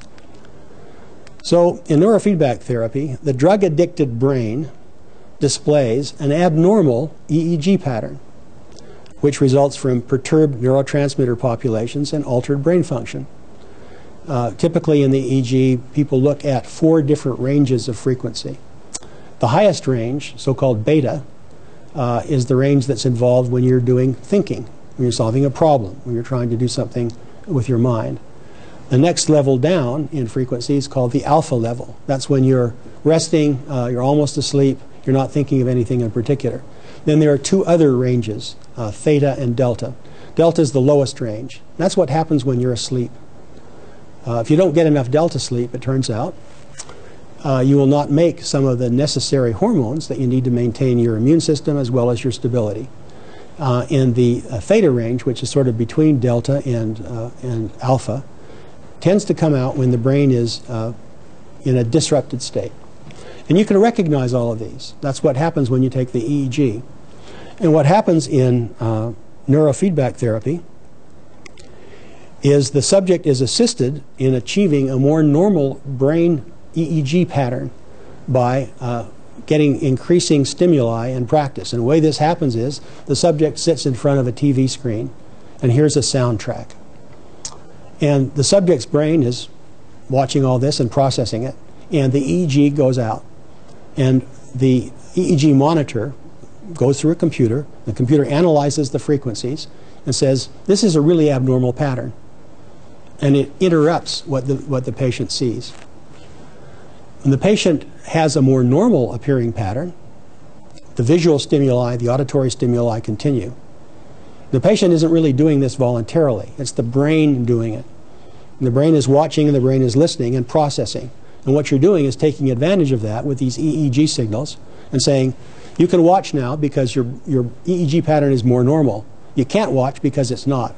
And eventually the brain does learn to excuse me, modify the EEG pattern back toward normality. Now my belief is, and this is my belief, that the EEG pattern is so tied with brain performance that if you can induce a more normal EEG pattern, what you are doing at the same time is inducing a more normal neurotransmitter set of moieties. So they work together. If the EEG pattern goes back toward normal, so do the neurotransmitters. And it turns out that we have used neurofeedback therapy and this reversion to the normal EEG pattern with a number of different patients in a couple of different clinical trials. The clinical trial that this data is based on was conducted at the Open Door Mission here in Houston with cocaine addicts. And we've seen now at this point about 600 people. And this is a controlled experiment at this point. So we know what happens when people are getting the treatment and when they're getting a sham. What we found over the course of about the past 5 years is that we can induce a 45% recovery rate.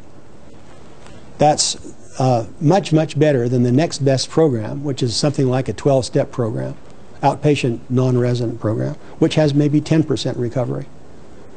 And what does recovery mean in our study? It means at the end of a year, measured 3 months, 6 months, and then a year, and then 2 years, but at the end of a year, the patient is clean and sober, not using drugs and sober. Patient has had no experience with the law enforcement, not in jail, not arrested, no trouble. The patient is employed or a full-time student, and the patient has a resident, no longer living on the street. The Open Door Mission takes homeless men off the street and puts them in a 9-month program, part of which is this neurofeedback training. Neurofeedback training, one second, costs $17,000 a year as opposed to $45,000 for jail. Yes, ma'am, go ahead. I just want to know the total population for this study. What is the total, the number? I think it's more than 600 at this point, but I'd have to look and see. The last time I looked, it was about that. Yeah, and the program is ongoing. Now, there are some other interesting things about this particular population, and we've looked at these men in some greater detail. They have had numerous brushes with the law. Some of them have been in jail for a long time. They're multi-drug users. Cocaine is just one of the drugs. And all of them, or almost all of them, exhibit fairly profound symptomology of ADHD or ADD. And they all report having had really serious problems in school. Well, the next thing we did, which I may be permitted to say a few words about, was to apply this treatment to third graders in one of the local Houston elementary schools who have ADD and ADHD problems. And we have been doing that now for about a year and a half. The third graders are now fourth graders. And we have measured very strong and profound improvements in grades, in behavior, in non-acting out, and in non-disruption of classes. And we think that some of these people got into drugs because they had such terrible social problems that were caused by mental disaffects like ADD or ADHD. And if you can remedy that starting in the third grade, gee, what a boon. Yeah.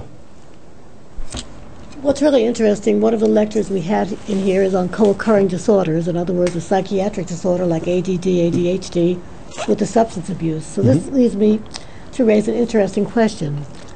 If, in fact, your population had not only a substance abuse problem, but ADD, ADHD problems, how do you know which the neurofeedback worked on? Well, the substance abuse problems are much more overt, much more clearly manifest, and lead to, at least in the adults, much worse problems, especially with the law and with homelessness, for instance. So I'd say that we were first addressing the substance abuse, and the particular EEG details and the way in which you try to get conversion or reversion really is more associated with the drug abuse than probably with the ADHD, which is much more complicated cognitive affect in many more parts of the brain than just dopamine, serotonin, epinephrine, and so forth. But it's a good question, and I don't think I have a very good answer for it right now. Give me 20 years and maybe we'll. Any questions about that? Okay. So there are some legal issues. First of all, the penalties for not paying your tax. And who's going to collect that? And what should the penalty be? Well, right now, if you don't pay your tax, say, on cigarettes, or you don't pay your tax on your income, the IRS can come in and do some fairly serious things to you. They can garnish your wages. Sometimes they can put you in jail.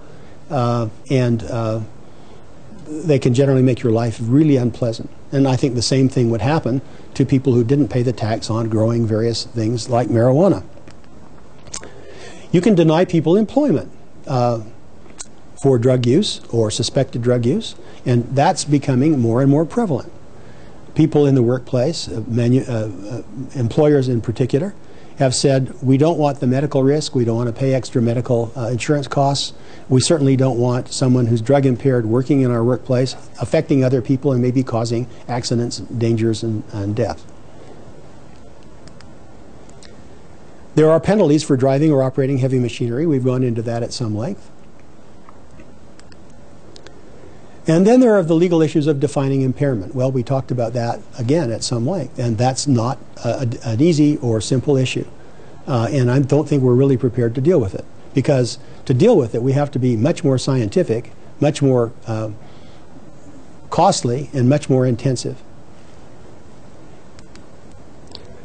What are the penalties for violating various regulations? Well, probably jail time, certainly fines, maybe both.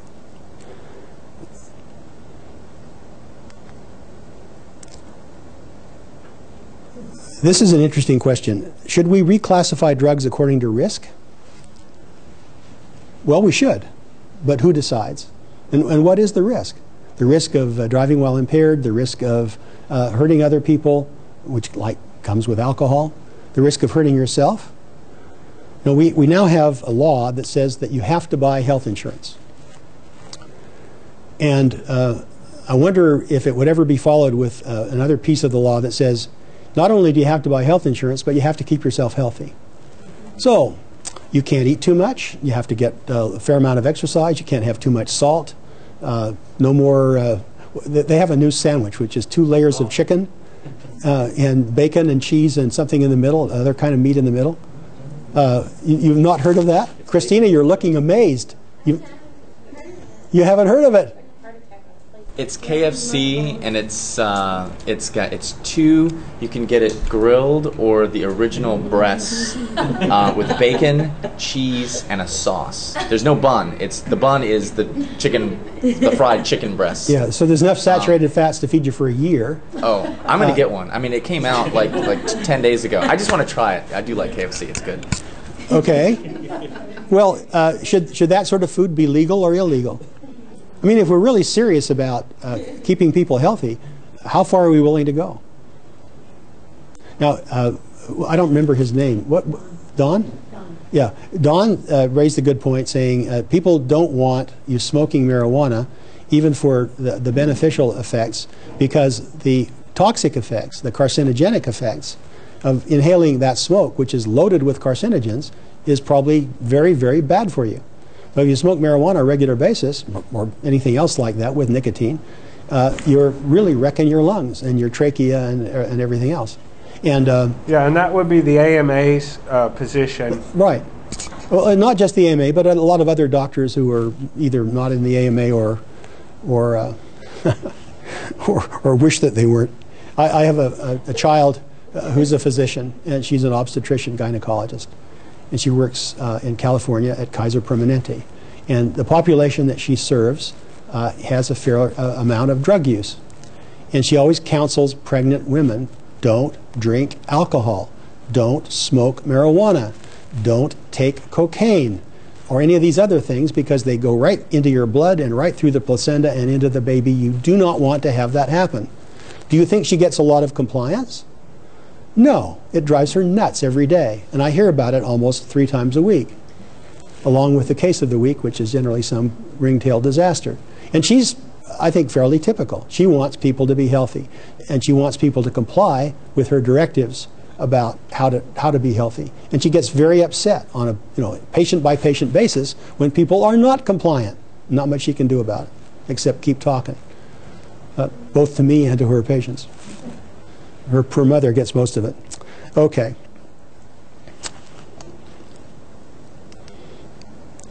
What is the path to approval for a new drug? Let's suppose that somebody invents a new hallucinogen that doesn't have quite the same terrible problems that LSD, but it's fun to take and a lot of people want to try it. Can you get the FDA to approve that? Could it be legalized? Well, right now, probably not, because we're still under the old sort of thinking and regime. But 10 years from now, 20 years from now, 50 years from now, who knows what drugs can be invented that can have very specific effects.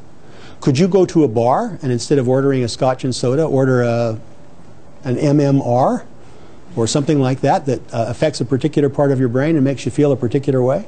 Is that coming in the future? Well, maybe. How do we regulate that? People look at the legal issues and argue that legalizing the currently prohibited drugs would only exacerbate the problems associated with them, make more people use the drugs, lead to more violent crime, increase the market. Well, we've already heard some arguments about the market would not be increased. Legalizing drugs would eliminate most of the problems associated with their abuse. That's the other side of that argument. And right now people are balancing. If we take a gradual approach to legalize some but not all, how do you classify those as controlled like alcohol and nicotine? Should we do more about controlling them? Should we, for instance, consider controlling nicotine the way we control marijuana? Well, for people who smoke, they would probably be up in arms and say no, no, no 1,000 times no. people who look at the ravages of nicotine and cigarettes would probably say, yeah, let's do that. I don't smoke, and I don't chew, and I don't go with girls that do, and I want to penalize the other people. We could reduce or eliminate mandatory sentencing, which we should do anyway. Mandatory sentencing is overly draconian. I think it's a big, big bad problem for us. If harm reduction is the ultimate goal, shouldn't we regulate or control fatty foods and sugar? Well, we talked a little bit about that. Should we? Yes. I think we should just tax them. Like, I mean, just say, okay, you know, if you take some things that generally people can agree on, like, you know, high fat, high cholesterol, high sugar. Take some of these things and just say, you know, depending on how much of this substance your product has, there's a tax, and that tax is graduated. What a great idea! How would you go about implementing and enforcing that tax? First, I would stop subsidizing corn. And because that's artificially, you've got this high fructose corn syrup that's in everything, but in part that's because we're artificially keeping the price down, and that's how you can have all this stuff on the dollar menu, because it's cheap. It's cheaper than the government's stuff that's paying for you to healthy get for fat, right? Okay, so we knock out fructose. That would be a good way to start. And let's see. I guess what we'd have to do is everybody has to have an annual physical where their weight and various metabolites are measured, their serum cholesterol, etc. And if your serum cholesterol doesn't show marked improvement over the next 3 years, this is going to be your extra tax burden, right? No, you could do a consumption tax. I mean, you just tax the product. Because I think at that point, people might feel that's a little too intrusive. So tax the product instead. Expect the Tea Party to show up, and they'll bring their guns. Well, it won't be on regular tea, just the sweet tea. Just the sweet tea. Well, okay, you could do that. You could say you could buy this product if you want, but it's going to cost you an excise tax of this much because we think it's bad for you. And so we don't have death panels. We have fatty tissue panels or consumption panels or something like that. But that's part of the way you'd have to get at it. If you want people to be healthier, there are lots of ways to encourage a healthier lifestyle. But if someone doesn't want to do that right now, if someone doesn't want to do that, he should be willing to pay for it, or she, right? Okay, yes, sir, go ahead. So then, speaking along those lines, then we begin taxing a base of food products that is mostly consumed by lower income population because they eat the dollar menu. Right. But they eat the dollar menu because it's cheap. That's because so they do that because they're right, poor. And then you're taking that away from them. Okay. So what you would do is you'd say, okay, if we're going to take away the corn subsidy, why don't we subsidize apples, pears, peaches? Let's put a subsidy. I got to stick in apricots on foods, peanuts. No, maybe not peanuts. Raisins. Let's subsidize healthy foods. Let's subsidize foods that we want people to eat. So we're going to decrease the price on these, and we're going to increase the price on these other ones. So Cheetos, the price of Cheetos, sorry, Freddie, are going to go up, and the price of apples are going to go down. Okay, so then all the people with bad teeth who are addicted to substances have to eat apples. Right. I'm just saying it's difficult to regulate and tax on top of that. Might take them a little longer with their bad teeth, but they have to eat apples, right? Or oranges, or bananas. I think the thing is, though, we're already doing it. We already, a subsidy is the inverse of a tax. So we're already affecting the way that people eat by direct government intervention. Unfortunately, it's, at least on some things, intervening in a way that's bad for people's health. Yeah. And why not give them incentives to do those things and live healthier? Well, I think taxation on it. I think you want to give them incentives. You want to take away the subsidies for harmful stuff, and you want to incentivize people to eat healthily and to get good exercise. So you want to take away sugary drinks in elementary schools and junior and senior high schools. You want to change school lunches so they're much less in the way of carbohydrate and more in protein and fruits and vegetables. And that's possible without a great deal of additional cost. I read a study of one school system that had decided that it would be too expensive for it to get rid of the styrofoam containers that they used for serving lunches because it was so much more expensive to hire the people to wash dishes.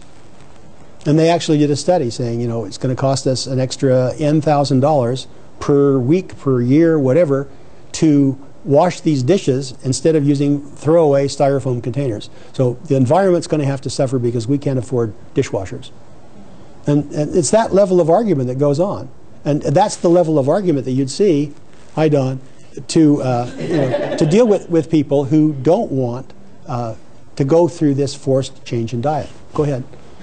The human behavior, which is at the root of drug issues and food issues and anything. If people enjoy it, they're going to abuse it. And it doesn't matter whether you're in Saudi Arabia where they will cut your head off if they catch you with whatever they like. Unless you're part of the ruling family. Yeah, that's right. And then you go to Monte Carlo. Right. Right. Well, you're right. Human behavior is hard to legislate against. And it's almost impossible to legislate for.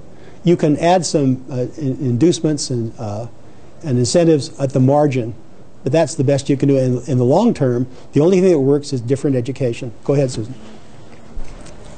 I think we're confusing, and let's bring this back to drug users. I think we're confusing drug users with drug abusers, and I think it's also been in the government's interest to say that anybody who uses a drug is a drug abuser. Yes. I think we're looking at different levels of problems. So that what Don just said about the fact that if people enjoy it, they're going to do it. Right. No question about it. And most of the arguments that I've yeah. presented are at the far end of abuse. And I do not want to begin to convey the assumption that everybody who uses drugs is an abuser, because we all take drugs. Of various kinds. You have a headache, you take an aspirin or an Excedrin or an ibuprofen or whatever. If you have an athletic injury, the same thing. If you have a surgical operation that's very painful, you take morphine if you can get it, and on and on and on. So, you know, I remember watching my wife with her knee replacements use the morphine pump for 3 days, and then she said, "Well, it doesn't hurt so much, I don't need it anymore. And take it away." And that was all there was, or at least for that particular episode. And I've seen that with a number of people who have serious injury or surgery. The drug is there for a bit and then it's gone. And you need to be able to do that. The trouble with our laws now is that they militate against even that use. And we want to see if we can change that. Yeah, so the spectrum is very broad. And it's not just abuse that colors everything, except in the mind of the drug warriors. Well, we do need a governmentally sponsored longitudinal study to determine if legalization of any drug achieves more benefit than harm. And that's a study that should be perpetual, because we have to keep looking at it again and again. 1, because there are always new drugs. 2, there are always new uses. 3, there are always new people in the population. Social factors affect this markedly. We have to figure out what that means and do it on a continuing basis. We do, I think, need to shift the burden to the states for regulation and taxation. And that takes advantage of the state's particular knowledge of its population and its politics. National politics is too coarse, too broad, too inappropriate, too inexact. And I think it's much better if a state like Iowa decides what it wants to do, a state like California decides what it wants to do, because the populations there are very different, they have different attitudes. So if you want to predict policy effects, which we want to do in the last couple of minutes, no system is perfect. No matter what you do, you're going to have people getting involved with drugs. Here's a headline: Drug raid nets 16 students. Undercover agents score big hit at Brazoria's Columbia High. So they arrested 17 people for dealing drugs to seniors, juniors, sophomores, and freshmen at that particular high school. And those people are going to go to jail, and their lives are going to be ruined because they broke the law. And the question is, how much did they break the law, and should that be the law? Well, that's what the law is now. I'm a lawyer. I'm bound to try to uphold it, even if I think it's somewhat nuts. Here's a beauty. Michigan's medical marijuana law is hit and miss. Lengthy waits for permits, lack of storefronts frustrate users. This is from Detroit. When narcotic investigators burst in last month on Richard Brace in Hazel Park, north of Detroit, he didn't have the state card approving him to use medical marijuana that he'd applied for last January. Brace, 66, said he was babysitting his 7-year-old granddaughter when he heard yelling outside. I was getting ready to put her to bed, and all at once there's a bam, bam, bam. Police, just as I opened the door, they shoved the ram through and totally shattered my storm door, all over the living room floor, even got some glass on my granddaughter, he said. After being handcuffed and questioned, Brace said he finally talked police out of arresting him by bringing out the paperwork showing he had applied for his official medical marijuana identification card. As of this week, he still hadn't received it. And this was Friday, March the 26th. Across Michigan, medical marijuana patients like Brace, as well as caregivers, those allowed to provide medical marijuana to patients, are waiting months for the state to issue the registry identification that proves that they can legally possess the drug. Well, the guy tried to comply with the law. He did everything right. He waits for his card. They come busting in on him because he probably did have a little bit of marijuana. They broke his storm door, probably terrified his grandchild, put him in handcuffs, and that's the approach. Well, no matter what we do, we're going to see wretched excess, and we're going to see all kinds of abuses. The old attitudes are going to die hard. They're going to be people who always want to maintain the status quo. We wonder what producers are going to do to stop legalization. Well, what we know what they do in Mexico and Colombia and in Bolivia. They kill politicians and judges and police. What they'll do in the United States is we're not quite sure. It looks like if we do engage in decriminalization or legalization, what we're going to do is exchange criminal control for legal regulation and taxation with all the complication that comes with it. We're going to replace the black market with an open market with all that goes with that, including decreases in prices. We're going to have some sort of accommodation with local economies. In the United States, that may not be so impactful, but in places like Colombia or Bolivia, where people depend on the coca leaf for their sustenance, that may be very impactful. We're going to transfer wealth from the cartels to big pharma. Yes, go ahead. I was just thinking, I mean, in terms of that, like it being a big impact on those local economies, I mean, I can obviously see that as being true, but it seems like probably the local farmer is making very, very little. I mean, relative to like the narco traffickers, is not making a whole lot. Right. And one would think that if you want to, in a sense, preserve the economy in those countries, and if you're going to legalize or decriminalize, you could say, look, we'll still buy your coca, we're just not going to pay the narco trafficker premium. Like you, if you're the small farmer, hey, you can still have a job. We'll still buy it directly from you, and we're going to process it ourselves. That's a very good argument. So it's a three-piece argument. The first piece is the local producers, the farmers, the growers, really don't get very much of the pie. They are forced to sell at a very low rate, but that's the only rate they have. But nonetheless, it's a very low rate. So if you take the traffickers, the distributors and the cartels out of the equation, you buy directly from the farmers, you can still buy it at a reasonable rate, and they can still make money, and they aren't totally dispossessed. Well, that's a good argument. The narco traffickers don't care for it very much. What about the transfer of wealth from the cartels to the pharmaceutical industry? That came up before. Big pharma will take this over because there's money in it. And if it's legal, they can do so. So they buy from Humboldt County, but at a reduced rate. And they sell to the corner marijuana store at a higher rate, but not excessive, because competition will make sure that it doesn't get out of line. At least we hope that the free market works. And I see skepticism, but it's because we know about the free market. Well, pharma can't patent marijuana. It's out. Well, they can't patent marijuana, but they could patent a way to vaporize it, so that you got the tetracannabinol instead of all the other carcinogens. And there are lots of inventions that are waiting in the wings. I know because I have a client that actually invented one.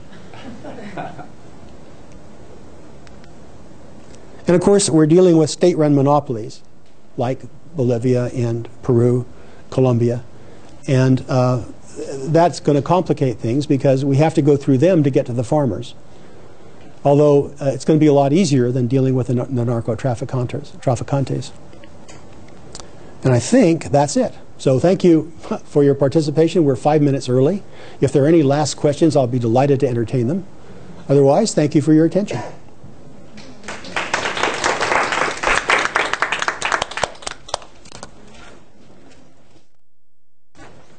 And good luck. Thank you so much.